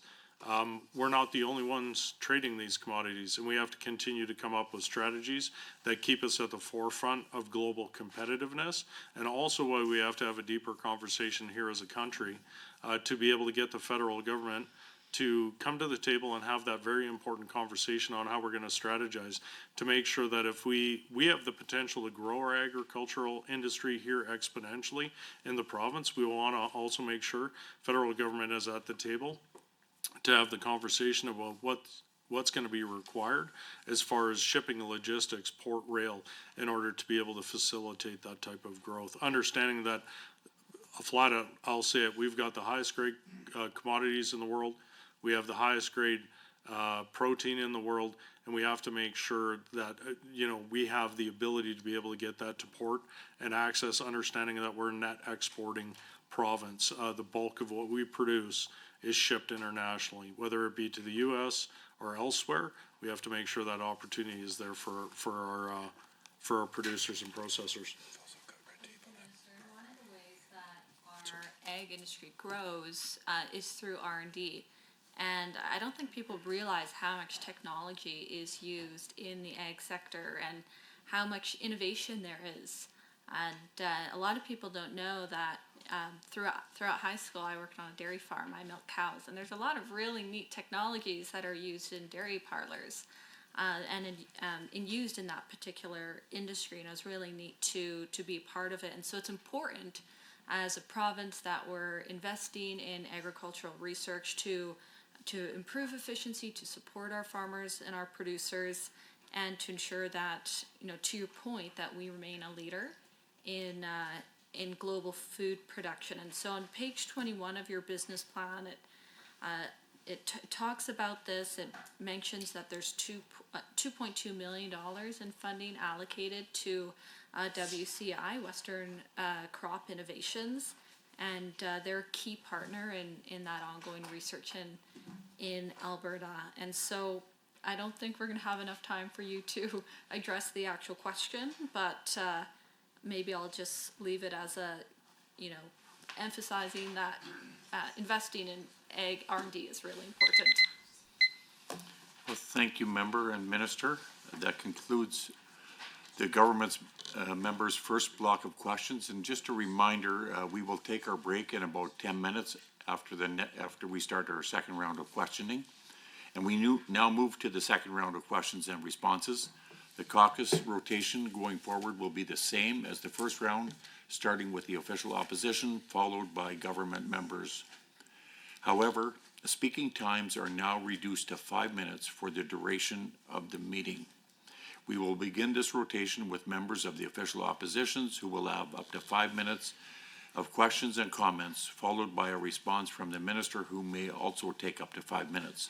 After both individuals have had an opportunity to speak once, we will then move to the government caucus and the rotation. If members and minister agree to shared time, we will proceed with a 10-minute segment during which time neither member or minister may speak for more than 5 minutes at a time.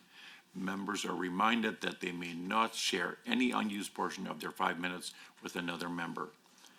Member and Minister, do you wish to share your time? Member Araminko. Mr. Chair, I believe Member Oh, Callaghan sorry, Stonehouse. Member Callaghan Stonehouse. Yes, I would like to share time if that works for the minister.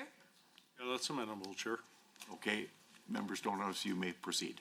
Thank you, Chair. The fiscal plan's economic outlook for beef on page 33 notes that one of the ongoing policy challenges with the United States of America is the product of U.S. meat labeling rule, potentially reducing demand for Alberta meat and livestock. While a key spending objective for the ministry business plan on page 21 allocates $2.3 million to the beef industry for 1, regulatory navigation for processors, and 2, tech support to boost international sales on Alberta's beef strong reputation. I'm curious, through the chair to the minister, how does this spending break down per initiative? Is the $2.3 million enough to make a difference against the American labeling rules? And what kind of tech support is leading the industry currently? Which is delivered, could it bolster Alberta's reputation globally? But more specifically, I'm curious about the United States. Yeah, one thing I am gonna point out right now is we're gonna continue to make sure that we find ways to support our beef industry on a competitiveness level when we're taking a look at the global space. I do have to say this, right now, the demand's never been higher to beef. That's why you're seeing the reflection. I mean, the demand is very high and the supply unfortunately, is lower than we would like to see.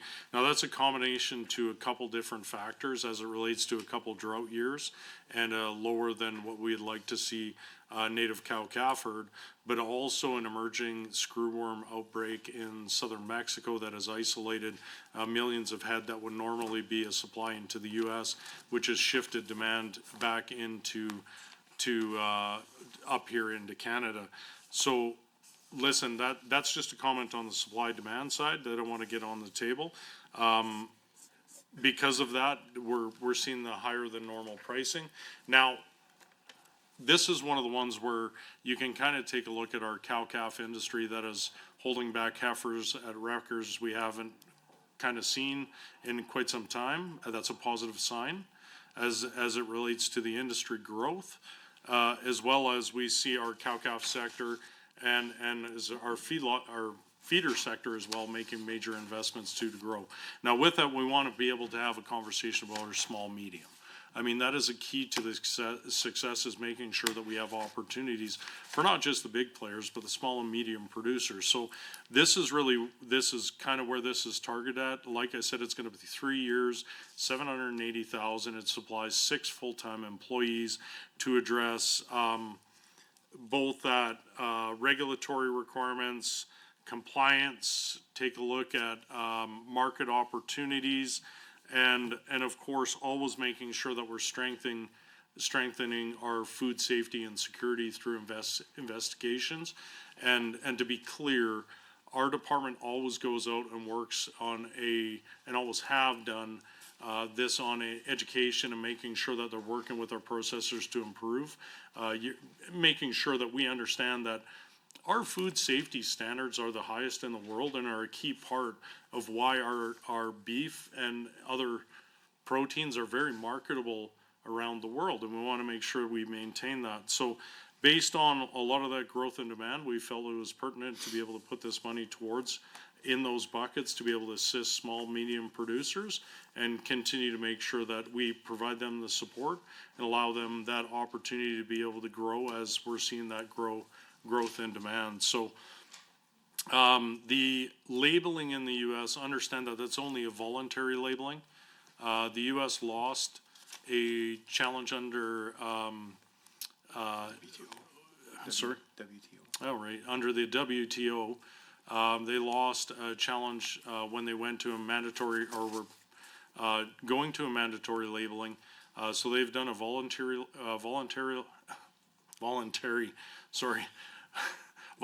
labeling program. We haven't seen a high uptick of that in the U.S. Not to the levels that I think are concerning, but when I continue to go to NASDA where we have a high participation of state secretaries of agriculture, this is where we continue to have the conversation about how integrated our beef industry is north-south, and have conversations about the fact that when it comes down to creating additional barriers for market access, it's not in the best interest of consumers. We have such an integrated supply chain that when I look at it, I look at the beef industry as being a very integrated system all the way from here into Mexico.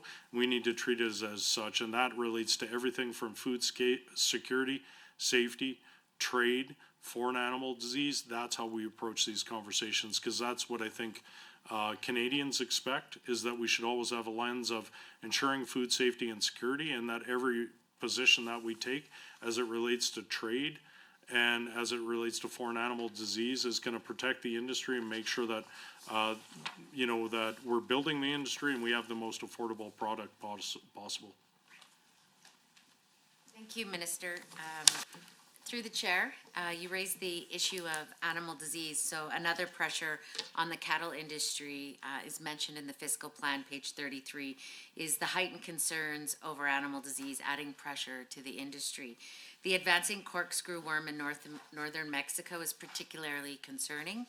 A key spending objective from your business plan, page 21, allocates $3.1 million to fund veterinarian education at U of C, specifically in surveillance, animal welfare, and disease management systems. How will this funding break down per priority? And is this enough investment in local research to make a difference on the international fight against disease management? For instance, the Saskatchewan government committed over $6 million in funding on vet research projects last year alone, and 13 million on vet education the year before that. So I'm just curious as to how we are comparing next to Saskatchewan on these investments. Well, I think year over year, we've done incredible work. When we look at the money that's going towards veterinary medicine here, understanding how critical it is, you have to look at the entire bucket that this government has really put forward. Understanding that, yes, you're pointing out a certain portion of my budget that relates to certain parts of veterinary medicine, but understand that over the past, I guess it'd be 4.5 years, there's been a commitment to bring back a diagnostic services unit here to the province that we didn't have before, so we're turning around diagnostic services. We have a full circular lab at UCVM. We've fully funded their operational. We've doubled the amount of vets from 50 to 100. That's a 68.5 million from advanced ed for those additional seats to make sure that we have veterinaries and the amount of veterinaries necessary here in the province of Alberta. And when you, just to touch and make sure that you look at, you asked about the budget 3.13, of course, it's an increase to UCVM to continue to operate the diagnostic laboratory as approved in budget 2025. Of course, that's the ongoing operations of the diagnostic services unit, expansion towards a full service diagnostic laboratory to support the Alberta livestock industry and expand ability to test different types of infectious organisms, provide learning opportunities for vet students, and support disease investigation services. So that's the breakdown of the funding that you're seeing as reflected in the budget, but it really is a critical piece for us, and understand that it's not just 3 million that this government has put forward, understanding how important veterinarians are to the key of the agricultural industry. You're talking about 3 million combined with 68.5 to expand to the additional 50 seats that of trained veterinarians, plus the building, plus all the money that's been put behind getting that DSU built and those laboratory there, plus the operational funding. So we are making serious large investments, understanding that the largest risk to the agricultural industry is foreign animal disease. We treat it as such, and we're making sure that we're putting the right investments in place to be able to make sure that we have what we need, both for veterinarians, plus diagnostics, plus lab areas for research, and as well, just to highlight, we led at the FPT table on foot and mouth disease, understanding that we did not have a vaccine bank yet here in the country. And because of the conversations and our advocacy at that table, they did agree to an FMD bank, and the province has already committed, our province has committed 1.2 million to building out that vaccination program, knowing that FMD is an incredible risk, a very fast moving foreign animal disease that we have seen cases in the UK and elsewhere that presents concern for us. And as you mentioned, there's the screwworm or corkscrew worm. It's front and center. Well, thank you, Minister. We will now take our 5-minute break, and then we will return with the government caucus asking.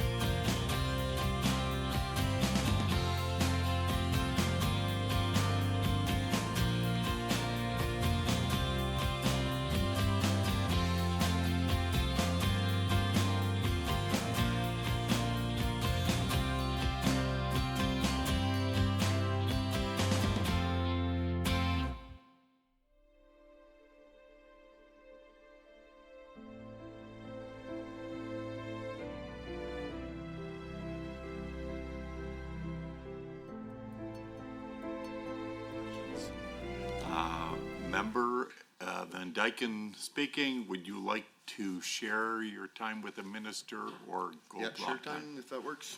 Yes, sure, thank you. Share time is good. Member, you may proceed. Okay, thank you, Chair, and through you to the minister, thank you for all the work that you do for the agricultural industry in Alberta. And I hear a lot of good reports back in my constituency and throughout the province as I travel. And so thank you for being here. Thank you for the staff that have made their way here as well to help out. I'm going to start with probably the very first stakeholder that I engaged with after the budget address was from the cooperative seed processors. The president of the Alberta Seed Processors, Yui Gwendenbaum, is a constituent in my riding, and he was quick to highlight the cooperative seed processors program for modernization of the facilities that they have in rural Alberta, and how important it is to get on top of the modernization and to help them ensure that they are there to provide quality seed, healthy seed, and ensure that the industry is able to thrive right from the south all the way into the north.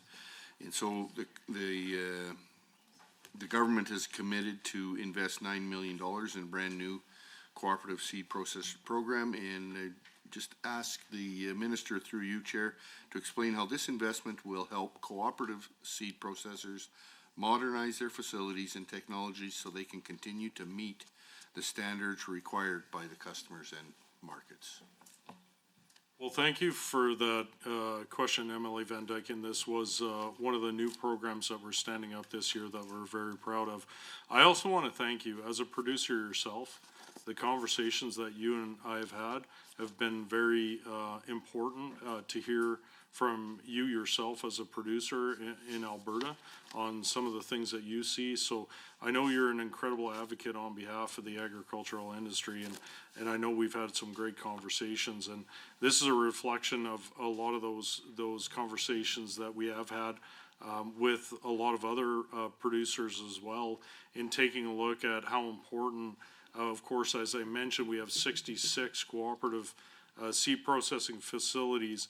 And what was clear is a lot of them had some aging infrastructure, and it was limiting their ability to meet the increasingly stringent standards for seed and grain quality. And to be clear, as I mentioned, our quality is globally well known. We want to make sure that we continue to meet that. So as well with that, we talk about grain quality, and that'll always be a pinnacle piece of why we continue to support in this manner. But of course, there's worker safety and insurance compliance that was being brought up as well. So this is a cost-shared grant model. So processors can upgrade and replace equipment, adapt automation, and advanced sorting technologies. They can improve seed treatment accuracy and expand or rebuild facilities where needed. These investments will help improve their operational efficiency and increase their processing capacity, while strengthening that quality assurance and enhance so those processors can continue to do what they do, which is a critical part for us to continue to make sure that we have that infrastructure and support those 66 co-ops in the great work that they do. Thank you, Minister. And yes, cooperative seed processors, it was the ability of coming together as growers and establish these cooperative seed processors that is so important for both the producers, but also for rural communities right throughout this province. Without the cooperative model, the seed processors that we have currently, good chance that many of them wouldn't have survived. But I guess with regards to the new seed processors program, how will this investment help strengthen the competitiveness and the long-term sustainability of Alberta agriculture as a whole? Well, like I said, one of the things that I've heard clearly as we continue to do a lot of our international trade missions is the quality and of what we do here in the province. And when we take a look at the industry as a whole, we identified that our cooperative seed processing facilities we're struggling with some of that outdated infrastructure, and we want to make sure that we're partners in ensuring that we have the best infrastructure, we invest in that infrastructure, we're partners with that, and that we have the highest technology possible as a key to ensuring that long-term success. It's important that we make these types of investments, and we continue to look at every opportunity every year to ensure that we partner with co-ops and industry as a whole to make sure that we're moving in the right direction, understanding that, you know, you've seen it flat out. We have the highest grade commodities in the world. We want to make sure that we have the highest quality seed processing facilities in the world. This is a key to the marketability of Alberta agriculture, Western Canadian agriculture. And as I mentioned, we're a net exporter. And when we continue to be the best, people come here looking for those commodities first. So that's a really key part to why we see so many opportunities in expanding agriculture here in the province.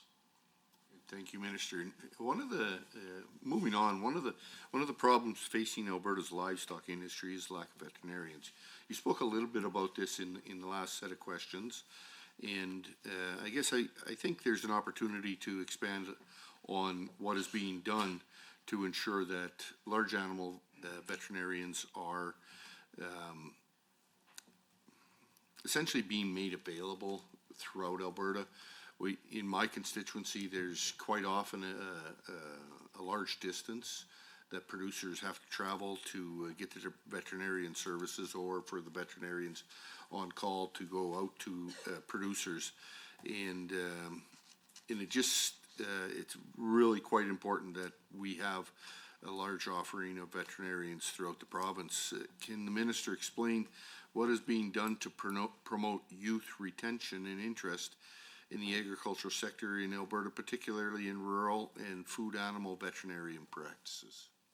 Well, this is a great opportunity to actually highlight how, as a government, we're supporting a rural veterinary program and building capacity by launching the Alberta Veterinarian Student Recruitment and Retention Pilot Program, which is designed exactly for that, for attracting future veterinarians to rural practice through structured summer placements. And of course, rural clinics can receive up to $10,000 for new students for a summer placement, with funding provided as a wage salary incentives. This approach encourages continuity, mentorship, and long-term retention. This program is planned to be fully funded through SCAP with a total budget of $250,000 across 2026-27, reflecting, as you mentioned, that as a response to what we hear over and over again, that we have done those strategic investments in UCVM to double the chairs from 50 to 100. But the key to this is understanding that it has to also reflect where we're seeing the greatest demand and where some of the greatest need is. And you highlighted exactly that it is in large animal and rural veterinary practices. So programs like this, I believe, are going to be able to help encourage that mentorship and get veterinarians out into rural Alberta. And as well, I do want to highlight that, you know, I will give kudos to the Dean of the Faculty of UCVN, University of Calgary Veterinary Medicine, in the fact that Dean Weller has been working on changing the criteria for how they allow, you know, what it means, placements around the province, not looking so much just at a GPA. They're looking at where are these students coming from, are they rooted in those communities, different GPA levels, and how they're connected to those communities. So I think a combination of those strategies, and with this great program being led by Alberta through SCAP, we'll see an improvement to that rural retention and rural placement of vets in the future. Yeah, it's so important to have people coming into the industry and into the service of veterinary medicine that have an understanding of large animal veterinary practice and are willing to actually take it on as individuals because they have that understanding. I've shared a story with you before with regards to a veterinarian in my facilities. Well, thank you, Member Van Dyken. We'll next move back to the official opposition caucus with Member Eremenko. Do you want to share or block your time with Minister? We'll do shared time, if that's okay with the minister. Absolutely. Thank you. Okay, go ahead, Member. Thank you, Mr. Chair. I want to hear the end of that story from the member opposite. But unfortunately, we can't cede our time at this point. So, in section 2 of the government estimates on page 44 is the envelope of funding for rural programming and agricultural societies. Through the chair, I note that agricultural societies, I mean, really that entire funding envelope has sat roughly around 19 million, a little bit more than 19 million since 2023, but we're seeing quite a drop here for budget 2026.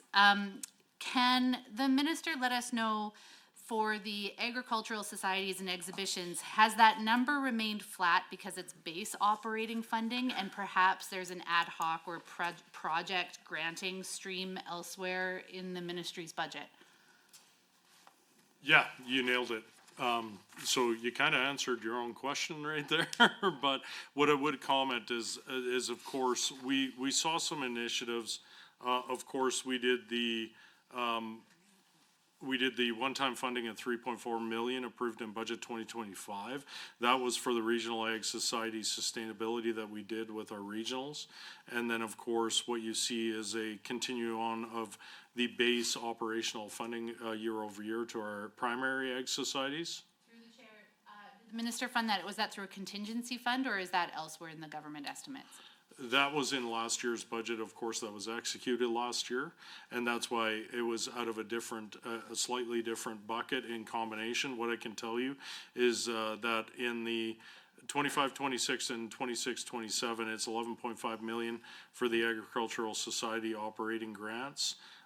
And with that, we have inside as well the 2.5 million in the Ag Infrastructure Revitalization Program that will continue, for the capital investments. There was also a significant reduction. I mean, really, it's the entire reduction under section 2 of the estimates for rural economic development. It dropped by $3.8 million. I have a question here in regards to the the Economic Development in Rural Alberta plan through the chair. Is it a plan that is still being adhered to? What is the reason for the drop in terms of the ministry's responsibility to uphold its part of NDRAP? Yeah, thank you for the question, and I will clarify.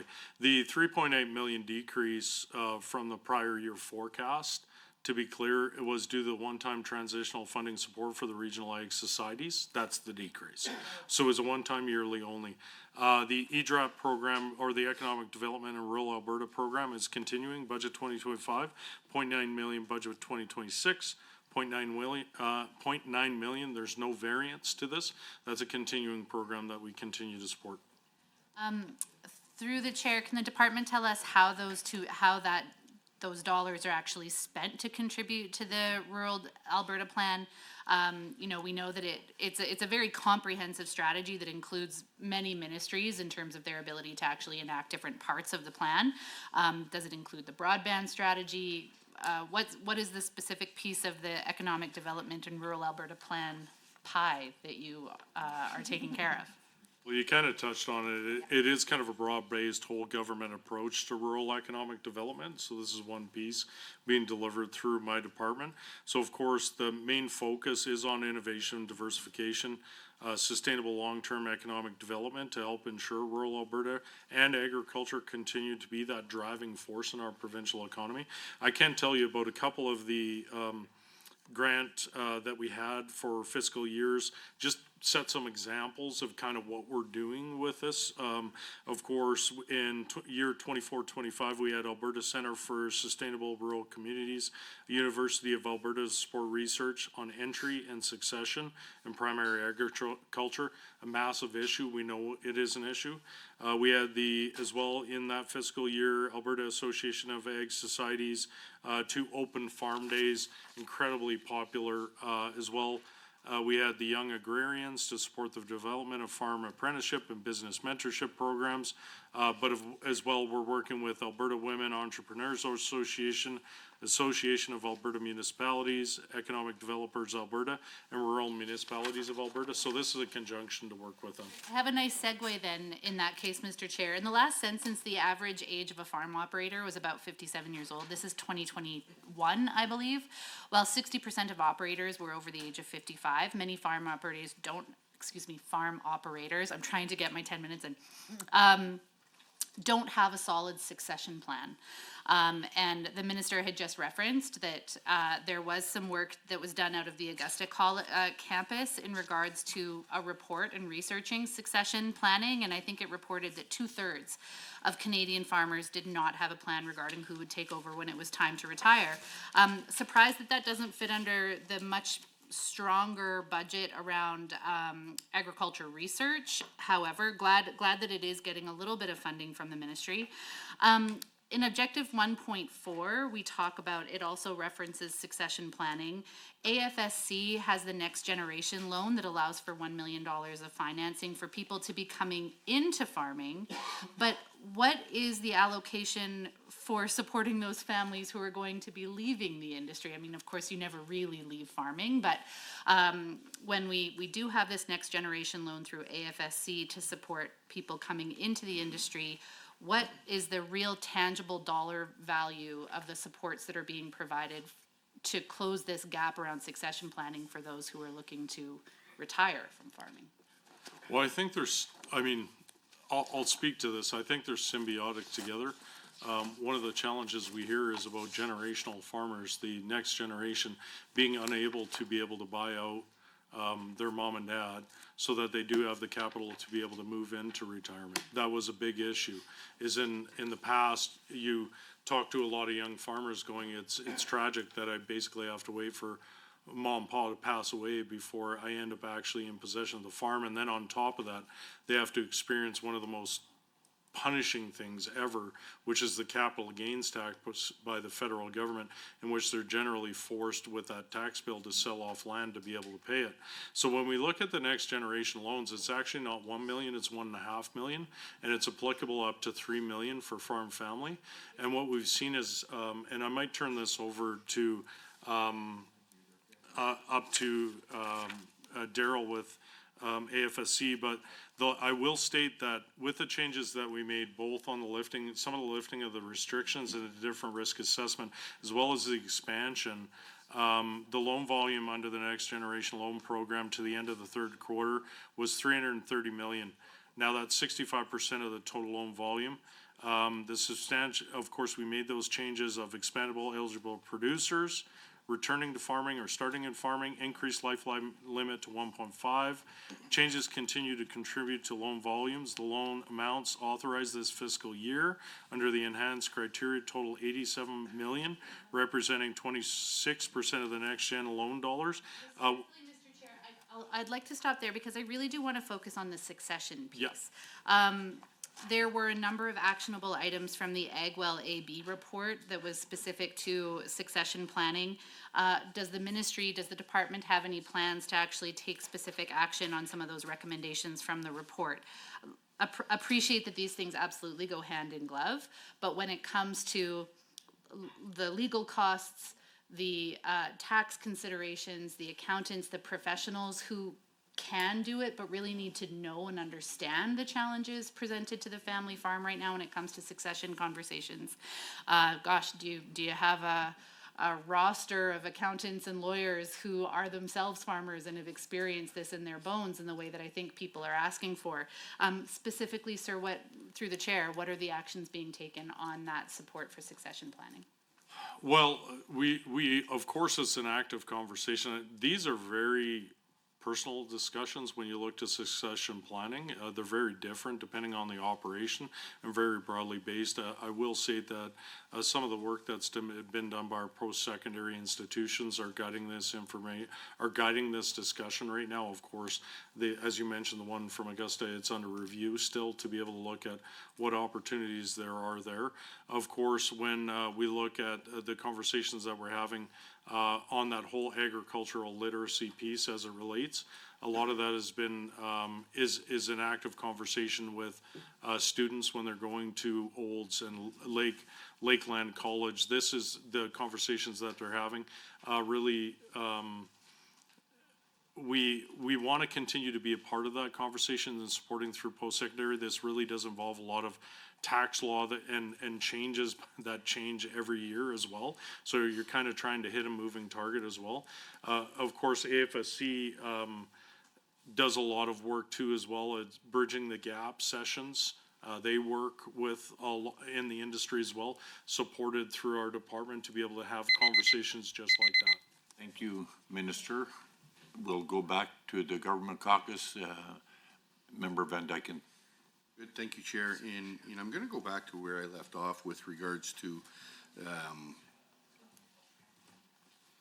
training for, rural, skilled professionals. And I guess I'm gonna ask the question, Chair, that, can the minister outline how collaborating with post-secondary institutions helps rural areas attract and retain skilled professionals across the rural economy?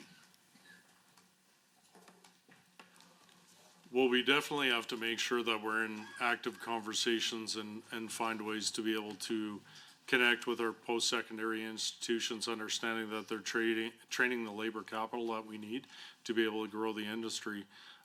So, you know, as a skills trades worker myself, we're taking a look at every opportunity. I think agricultural literacy and making sure that we're implementing more of that into K-12 is important to heighten the awareness about the opportunities.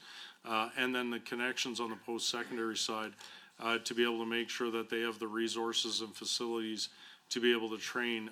I would say that we have great post-secondary institutions, whether it be U of C, U of A, Olds, Lakeland. These are all great examples of institutions that are working to make sure that that we're training the next generation for agriculture and making sure that we have access to those that labor capital that we're going to need to be able to continue to support the agricultural industry. Thank you, Minister. And my colleague from Chester Strathmore started on the, essentially having the research capacity. A lot of what our industry, the agriculture industry, is evolving, and it's driven by research and innovation and application of new technologies.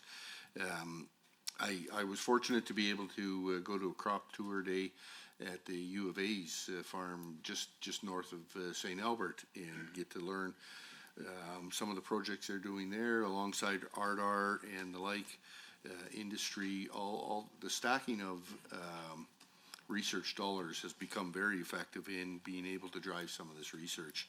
As research is a key driver of long-term growth and sustainability in the sector, can the minister outline how this additional funding to the Western Crop Innovations, $2.2 million allocation, this additional funding will contribute to new research areas or enhance existing research outcomes in the agricultural sector in Alberta? Yeah, absolutely. I'm of course, WCI was a Made in Alberta solution to moving forward, and very happy about and very thankful for the board that's operating WCI and the partnership that we have, advancing WCI forward. Of course, this joint partnership based mainly on what I believe is that cooperative model. It blends industry, academic, and public funding input, including a board with representation from entirely across the sector. I think that's critical to the continued success of what we're going to see of crop breeding that's happening in WCI. Of course, we allocated $4.3 million to WCI for expenses through fiscal year 2027-28 as the organization continues to build capacity, and an additional $600,000 for capital purchases in 25-26 to replace repair and aging equipment. The funding is distributed over 3 years as follows. It'll be 1.8 million in year 25-26, 1.5 for 26-27, 1 million for 27-28.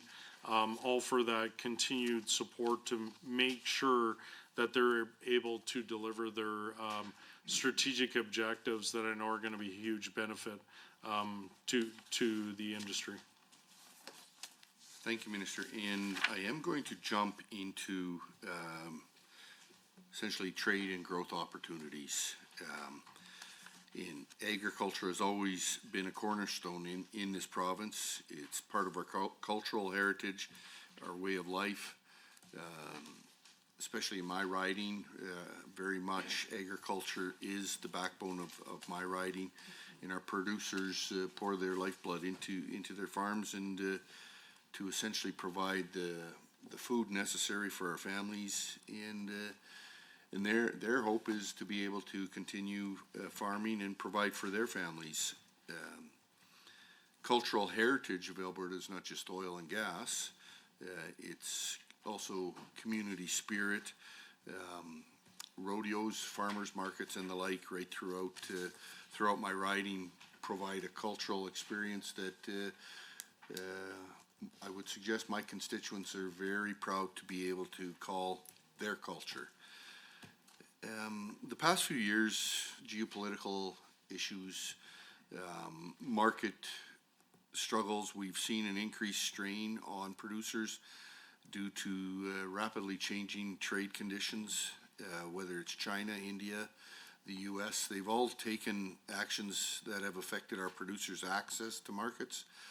And looking at key objective 1.2 on page 19 of the business plan, I see that Alberta's government is working to provide market access and promote Alberta's top quality food products. Chair, can the minister describe the work he has done abroad through his trade missions to help expand and diversify our markets? And can the minister describe what opportunities for growth he sees for Alberta's agricultural sector abroad? Well, thank you for that question.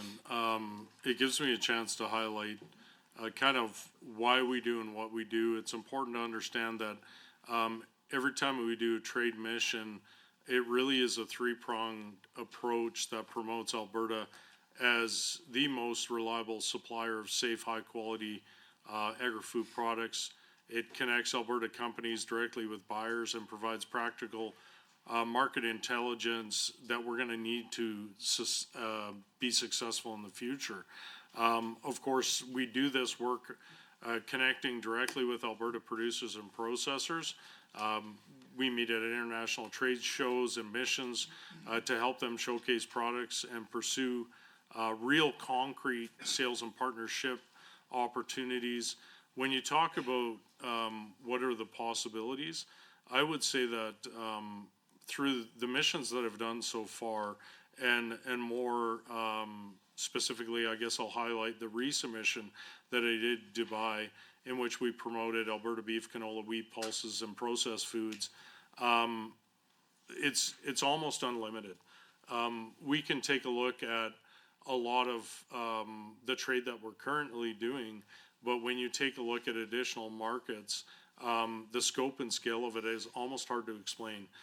There is, and we already have a foothold into those markets, but you only have to be at the Gulf Food Fair to take a look at how many hundreds of millions, if not billions of people rely on food around this world and understand how much more of a partner we could play in the space. So we have a world reputation as being the highest quality commodities in the world. So being able to highlight that and make sure that we're continuing to lead and we're investing in the right way to make sure that we keep that advantage is important. Right now, I can tell you that our Ag and Irrigation Department is currently pursuing over 155 active investment leads, representing over $5 billion in potential investment and approximately 2,900 jobs. So that just gives a rough highlight of really what these trade missions are resulting in. It's billions of dollars of potential investment and thousands of jobs created. Good, thank you for that. And of course, we've got to maintain market confidence. Food inspection and surveillance, I see there's $16 million allocated for food inspection and surveillance. Minister, can you explain how maintaining a strong inspection and surveillance system is essential to maintaining our trade relationships and global reputation? It's definitely a key piece. I do have to say that, listen, when you're dealing with importers and exporters globally, they have to manage risk. That's the reality of it. And when it comes to, when we say risk, it's all risks.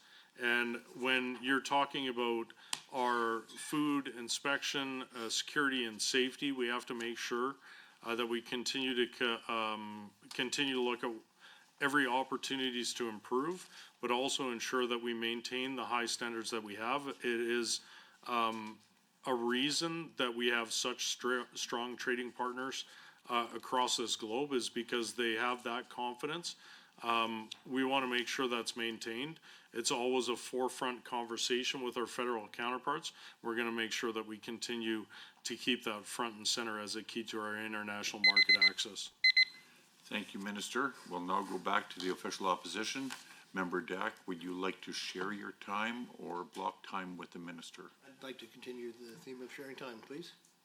That work for you, Minister? Absolutely. Thank you very much, Go Mr. ahead. Chair. Much appreciate it. I'm sure the minister will agree with me that bees are big business. And we're not going to talk a bit about bees right now.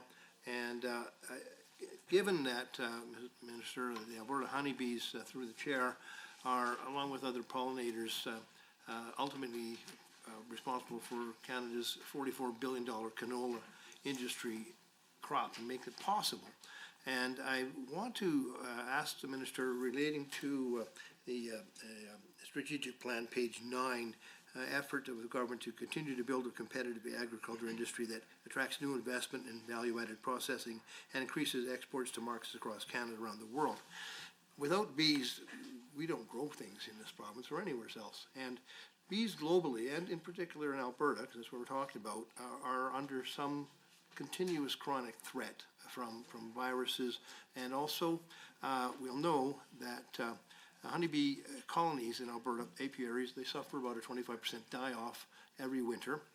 And those bees that die off need to be replaced. Now, there's a growing but still very limited supply of locally produced packaged bees for sale. Apiary operators must replenish their hives with new packaged bees from foreign sources such as New Zealand and Australia each year.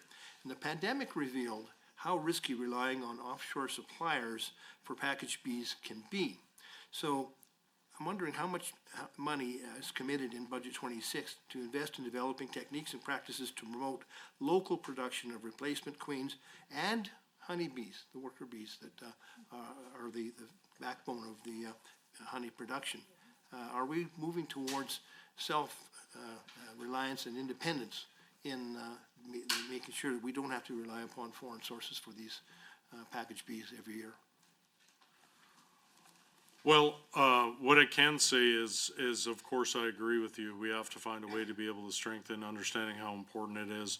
I think one of the greatest statements I ever heard was, there's a lot of things that can disappear from this planet, and it may make subtle changes over time, but bees disappear and we end up in a desert real fast. So understanding the key and the importance to the industry as a whole is very front and center. Of course, I appreciate your questions over the past few years about that access to be able to replacement bees. Of course, that's why we advocated so hard at the FPT table to have CFIA do a reassessment on the availability of bee packages out of the U.S., understanding the closer proximity and the easier shipping, because we did see some complications to, as you mentioned, that offshore shipment of bees into the country. Of course, we have heard some improvements that have been made for those international assessments. Unfortunately, CFIA did still determine there to be too much risk from the U.S.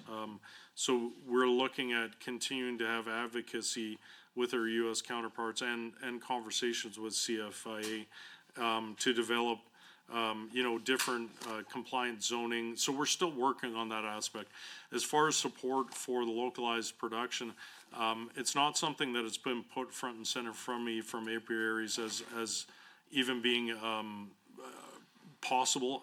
We have a bit of climate conditions that are a bit of concern, and I think I'll take that time to be able to advocate to say to our bee producers, our apiaries across this province, please connect with the AFSC, our overwintering programs and agri-stability as it relates to ensure that you get those compensation to be able to replace your bees, that you can continue to be a viable producer is incredibly important. We have been working with AFSC to find ways that we can continue to strengthen, as I mentioned, all of our BRMs and make sure that it's applicable to all of our producers in the province, and it's a great program. Mr. Chair, I'd like to drill down into this a little bit, given your answers. They seem to be leading towards a reliance upon a local or a closer market, that'd be the United States, for replacement packaged bees, even though they have had a history of risk and disease, and we want to have avoided that in the past, and CFIA has also said it's not there yet. We can't rely upon them. So what I hope the minister would be doing through the chair is to continue the theme that is made in Alberta solutions for Alberta agriculture by investigating ways of avoiding packaged bee purchases from overseas altogether, and that's by growing our own here, and not necessarily using, I realize that the seasons don't align, and we don't have the bees available for us to use each spring that we produce here, but from raising new colonies. But what I'm talking about is colonies raised with overwintering a queen bee and using the bees we have right now. Like it exists. Small producers, I talk to small producers and doing my research for tonight's questions, and they're doing it right now. They're self-sustaining with their own bees on an annual basis, ongoing basis, and they're producing bees with the queen and the comb, honeycomb, and they're managing not to buy any bees at all. So this can be scaled up, I believe, and that's the focus I hope the minister will see, to try to balance the focus in the industry from just focusing on honey production, but really making sure beekeeping is a big focus as well, so that we can end up being an exporter ourselves. That's my comment, and I'd really like to see the minister drill down on this technology that exists on a small scale. It's already in operation. Well, what I would say is this is a great conversation that I'll make sure that I share with ARDAR. ARDAR is our research extension arm to the government that focuses on research across, and the research they look at is shared across all sectors. I think this is a great conversation for them to have with our apiaries and bee producers to see what's possible. Of course, due to our climate, it's going to be tough to scale that up to a full commercial scale, but I think there is some opportunity to decrease that reliance, but also taking a look at what we need to do to be able to battle against varroa mites, other pests, and be able to minimize losses overwintering too, as well. It's going to be a key to the success of the industry. So I will take that as feedback to be able to continue that conversation on a government research basis. Yeah, certainly, Mr. Through the Chair, I agree 100% that we need to make sure we are leaders, global leaders, in fighting the varroa virus, which is a global threat. And I'd like to see Alberta make sure we take the lead on that. We have a fantastic facility at Beaver Lodge, which should be continued to be invested in, so that we can take a global leadership role in fighting the virus, but also in looking at ways to support what local producers are doing already in terms of growing their own replacement bees on an annual basis for their smaller operations, and find out a way to scale it up so we don't have ourselves at risk of procurement supply chains which break down given world circumstances. So hopefully that will be a continuing focus, so we can replenish domestic bees domestically and have a made in Alberta solution for that. Now, I also heard, as you mentioned, Alberta apiary operators want to keep our borders closed from American packaged bees or nukes due to the U.S. practices, which are still unresolved, which expose their traveling colonies to disease and depleted health due to monoculture malnourishment. So that's the comment that I've had from operators that I spoke to about the packaged bees coming from the United States as one option, and they'll be happy to hear that you're not having that intention to open up the U.S. as a market for us to buy from. Is that the case? Can you read it? Can you verify that? Well, what I would say is the feedback we're getting from the industry, the bee industry right now, is there's complications on all sides. This is why we're trying to get a totally new risk assessment done by CFIA to take a look at it, because right now, to be clear, the packages we're receiving currently come from Italy, Australia, New Zealand, and Chile. To put a pin in that, you were talking about 58,000 kilograms per year. What I would say is air transportation issues and seasonal differences have impacted these packages coming into Canada. I will state as well, Alberta beekeepers themselves identified battling high chalk brood issues suspected from packages sourced from New Zealand and Chile we're bringing in. Thank you, And then Minister. as well, we I have, want to get on the record one more important issue that I think Sure. we'd like to address as well through the chair, and that has to be poultry processing in Alberta for the small producers. It's almost non-existent for the small producers who are operating farms, as little as an hour away.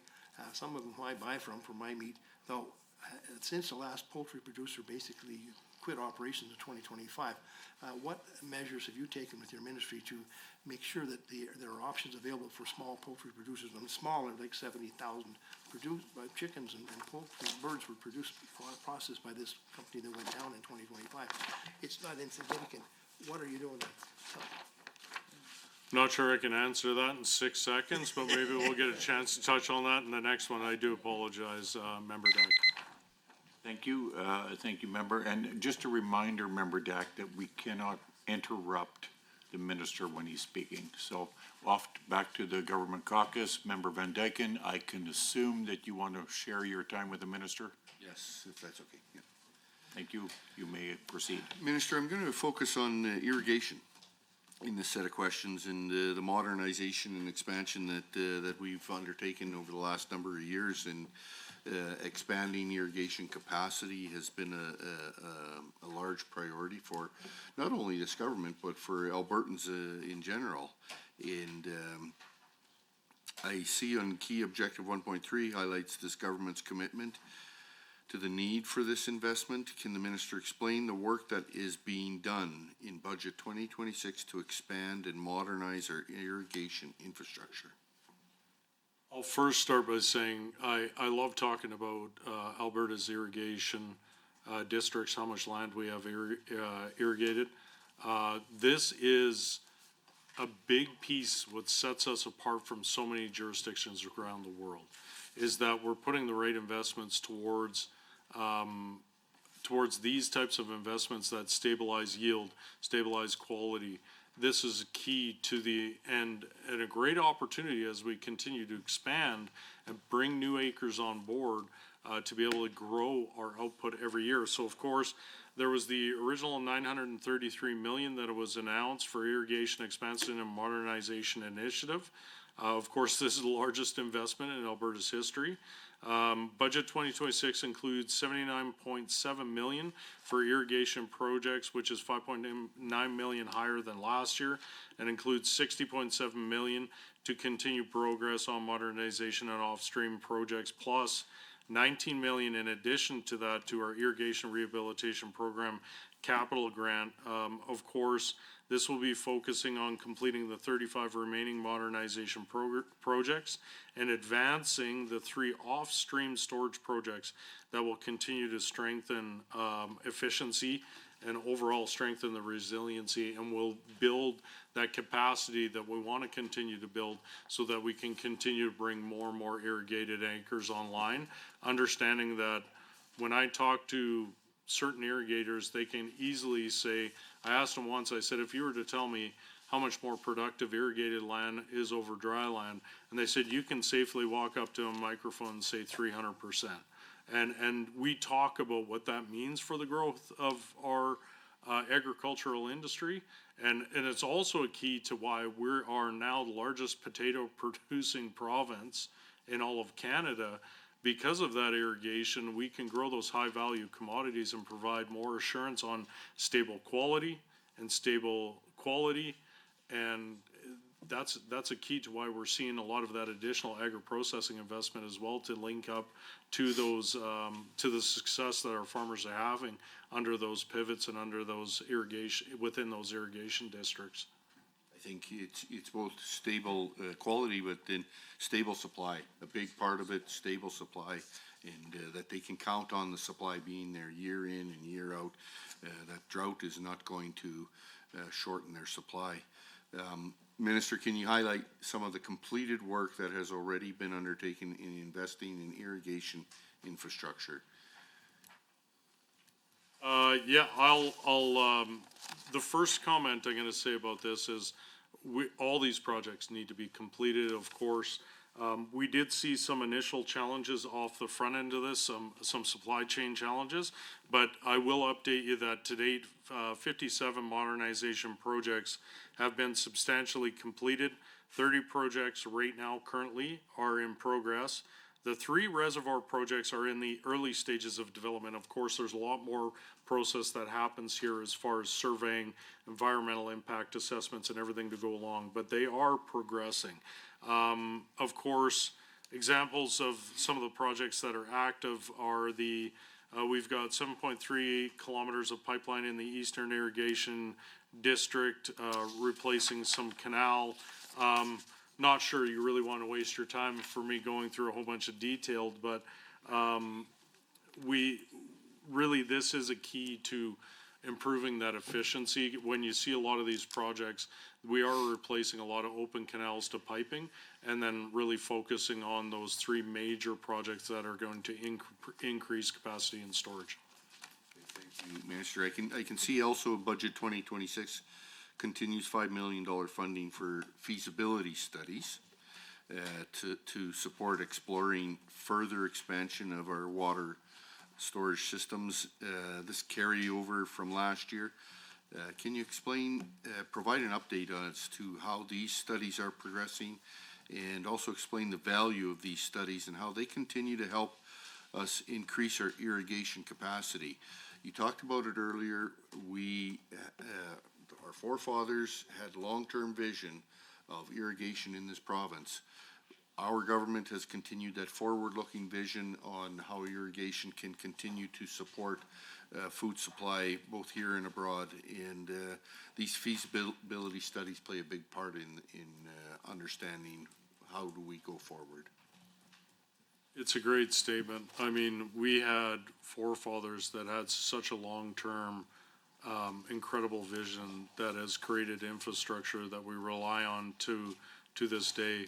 I think we need to make sure that we appreciate that, respect it, and we be true stewards of that vision and continue that on for the future. So these feasibility studies do continue with that vision, of course.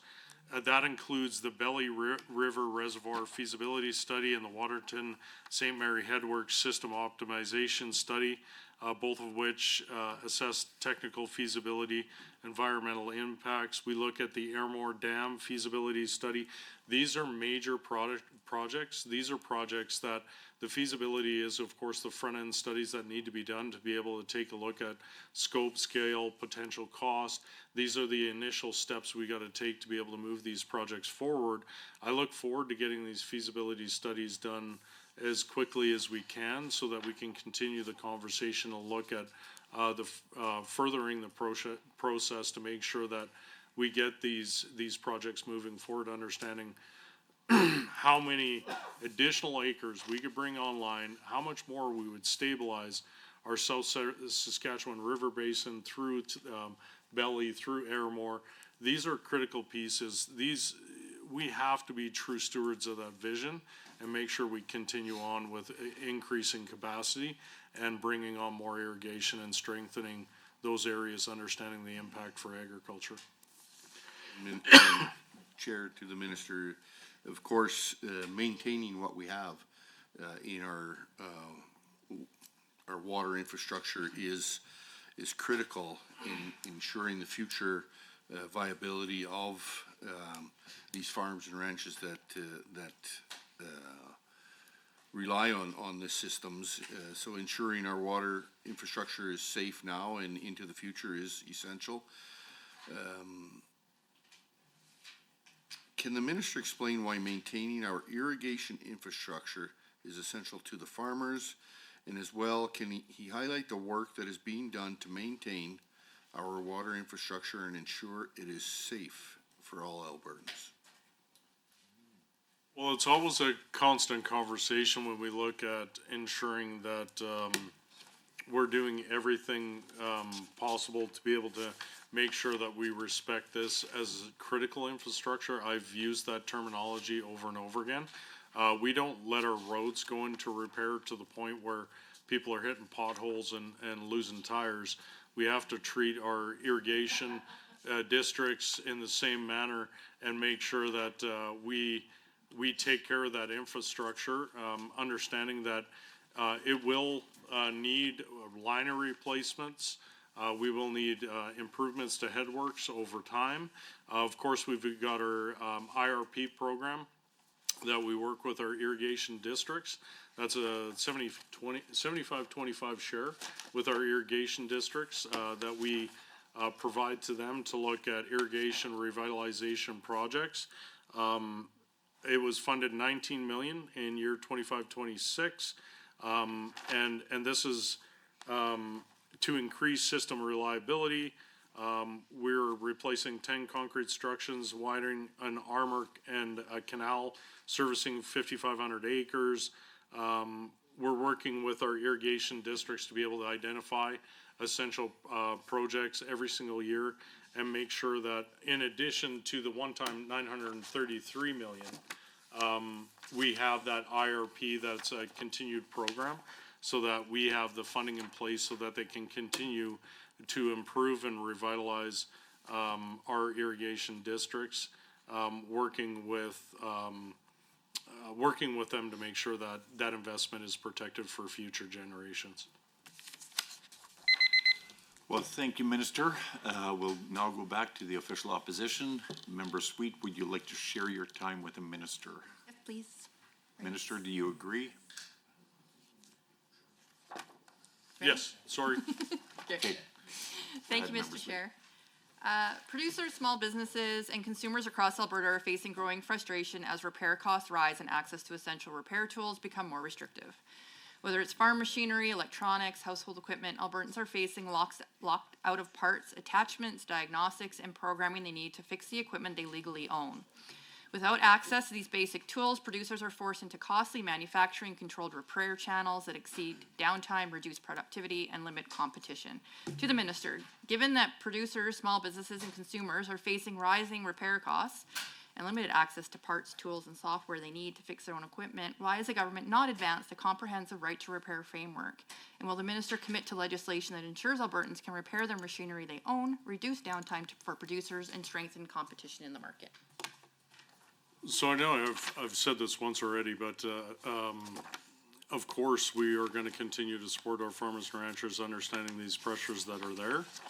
What I can say is, that this is not under my ministry, this is Service Alberta and red tape reduction.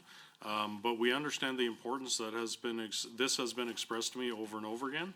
And I'm having that active conversation to make sure that their concerns as it relates to the right to repair is being brought forward, and that we're looking at every possibility to be able to look at their recommendations and what we can do to be able to advance those forward, understanding the pressures that we've seen in the past. Thank you, Minister. Through the chair, the Alberta SPCA is responsible for investigating animal cruelty and neglect across vast rural areas in the province. That work requires trained peace officers, long-term planning, and stable staffing. A one-year funding agreement creates uncertainty that makes it harder to retain officers, invest in training, and plan enforcement coverage in rural communities.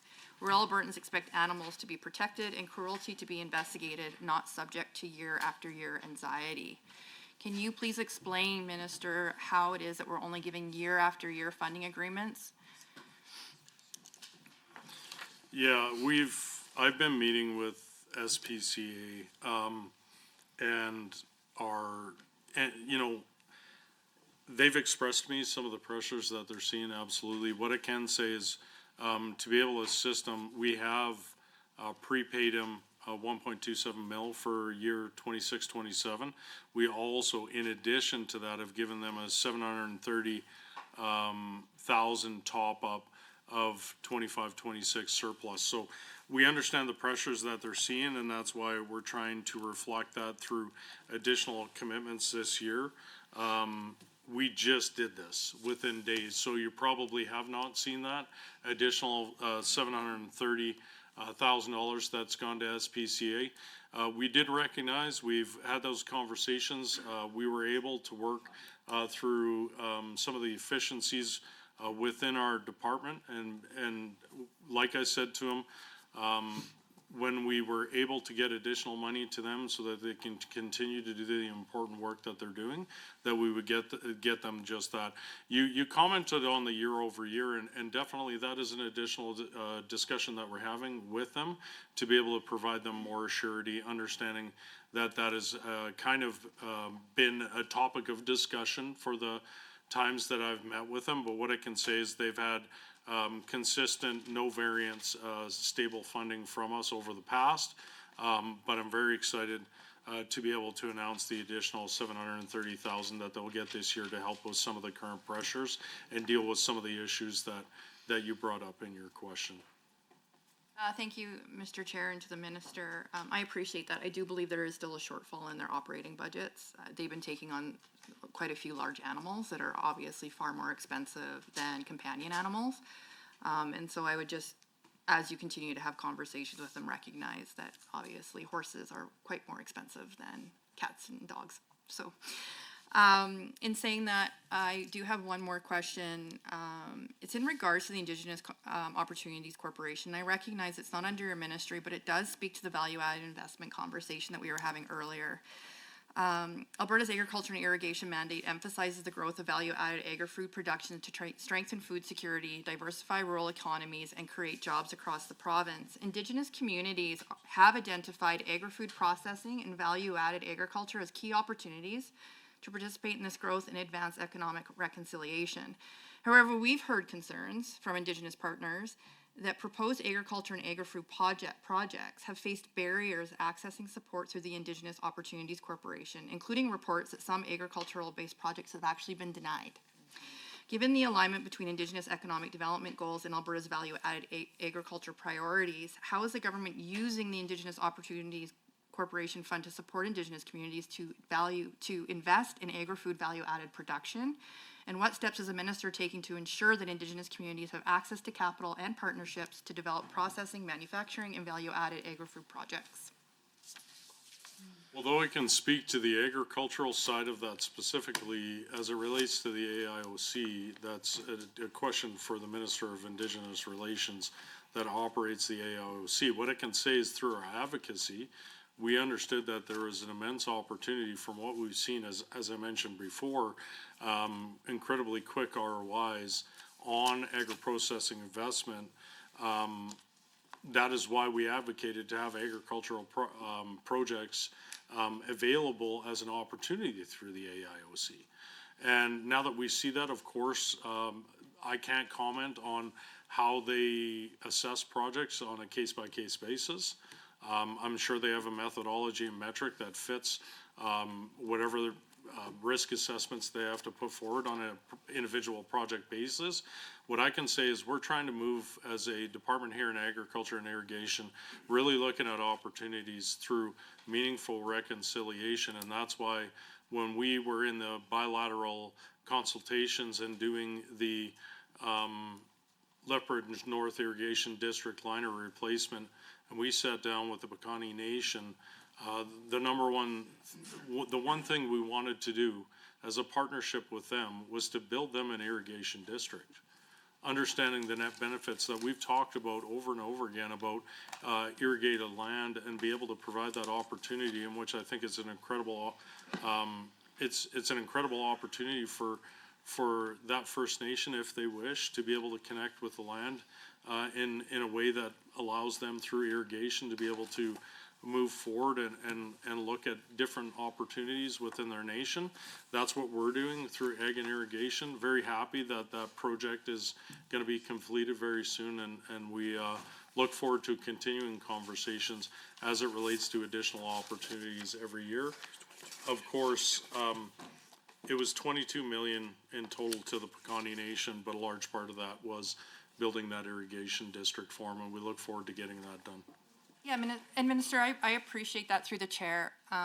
I remember when the announcement was first made, when the Indigenous Corporation Fund first came out, it was an Indigenous partnership that was announced or an agriculture partnership when it was announced. And so I think, we're bringing it to your attention more in the sense of, there's clearly a disconnect between whatever evaluations are being done under that ministry and the direction and the work that is being done in your ministry. And I don't think, we're not coming at it from a place of trying to be malicious or anything like that. I think the concern is it's been brought to us is that there has been applications made. And the feeling is that oil and gas is being prioritized over agriculture projects. And so I would just ask that you go back and speak to your colleagues about, we've heard that these projects are being denied. Is there an opportunity there to do that? Well, listen, I'll answer this quickly, because I'm going to say this. If there is, across this province, we have our agri-invest team. I can't say this enough.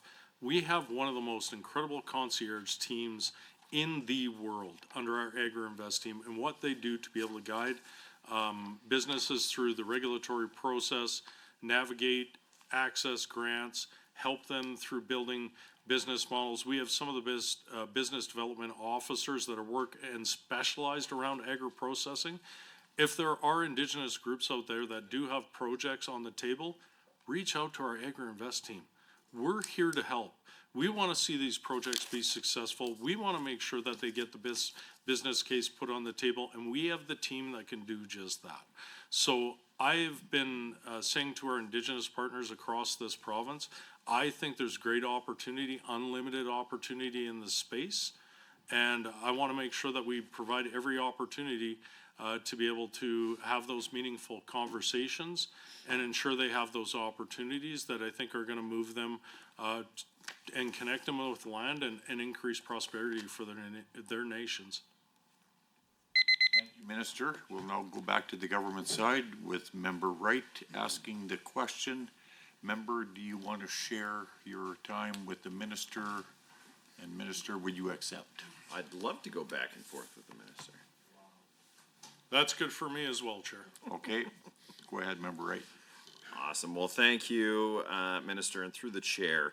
You know, property rights is often a conversation of, the local coffee shops, concerns around ranches and farms, and, really how the ongoing conversation around advocacy for property rights goes on in southern Alberta.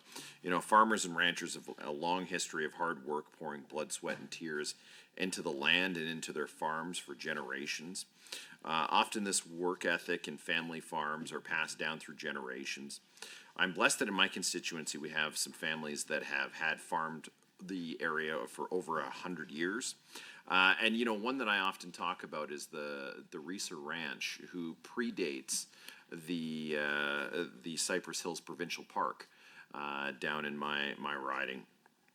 This level of dedication and stewardship leads to these families having a deep and meaningful connection to their communities and to the history of the land. We even have an irrigation lake down there named after the Reeser family and their long-standing history in the region. Property rights are, intrinsically tied to the freedom and for farmers since their work, and ranchers I should say, since they work the land day and night, in and out, and it's a whole different level of meaning for them. Looking at page 44 of the government estimate lines on 1.3 as in budget 2026, we see that it will provide an increase in funding for farmers and property right advocacy office of up to $1.4 million. Minister, through the chair, can you explain the functions of the Farmers and Property Rights Advocate Office and how these funds will support farmers and ranchers' interests? As well as, can you outline what this government is doing to protect farmer property rights when it comes to renewable energy development? Okay, well, I'll start, Chair, just by stating that the Farmers and Property Rights Advocate Office is there to provide that trusted, independent support to rural Albertans by offering dispute resolution, practical advice, advocacy on land and property issues. Of course, it combines the Farmers Advocate Office and the Property Rights Advocate Office. That's for that dispute resolution. Broader policy advice as well to the legislature.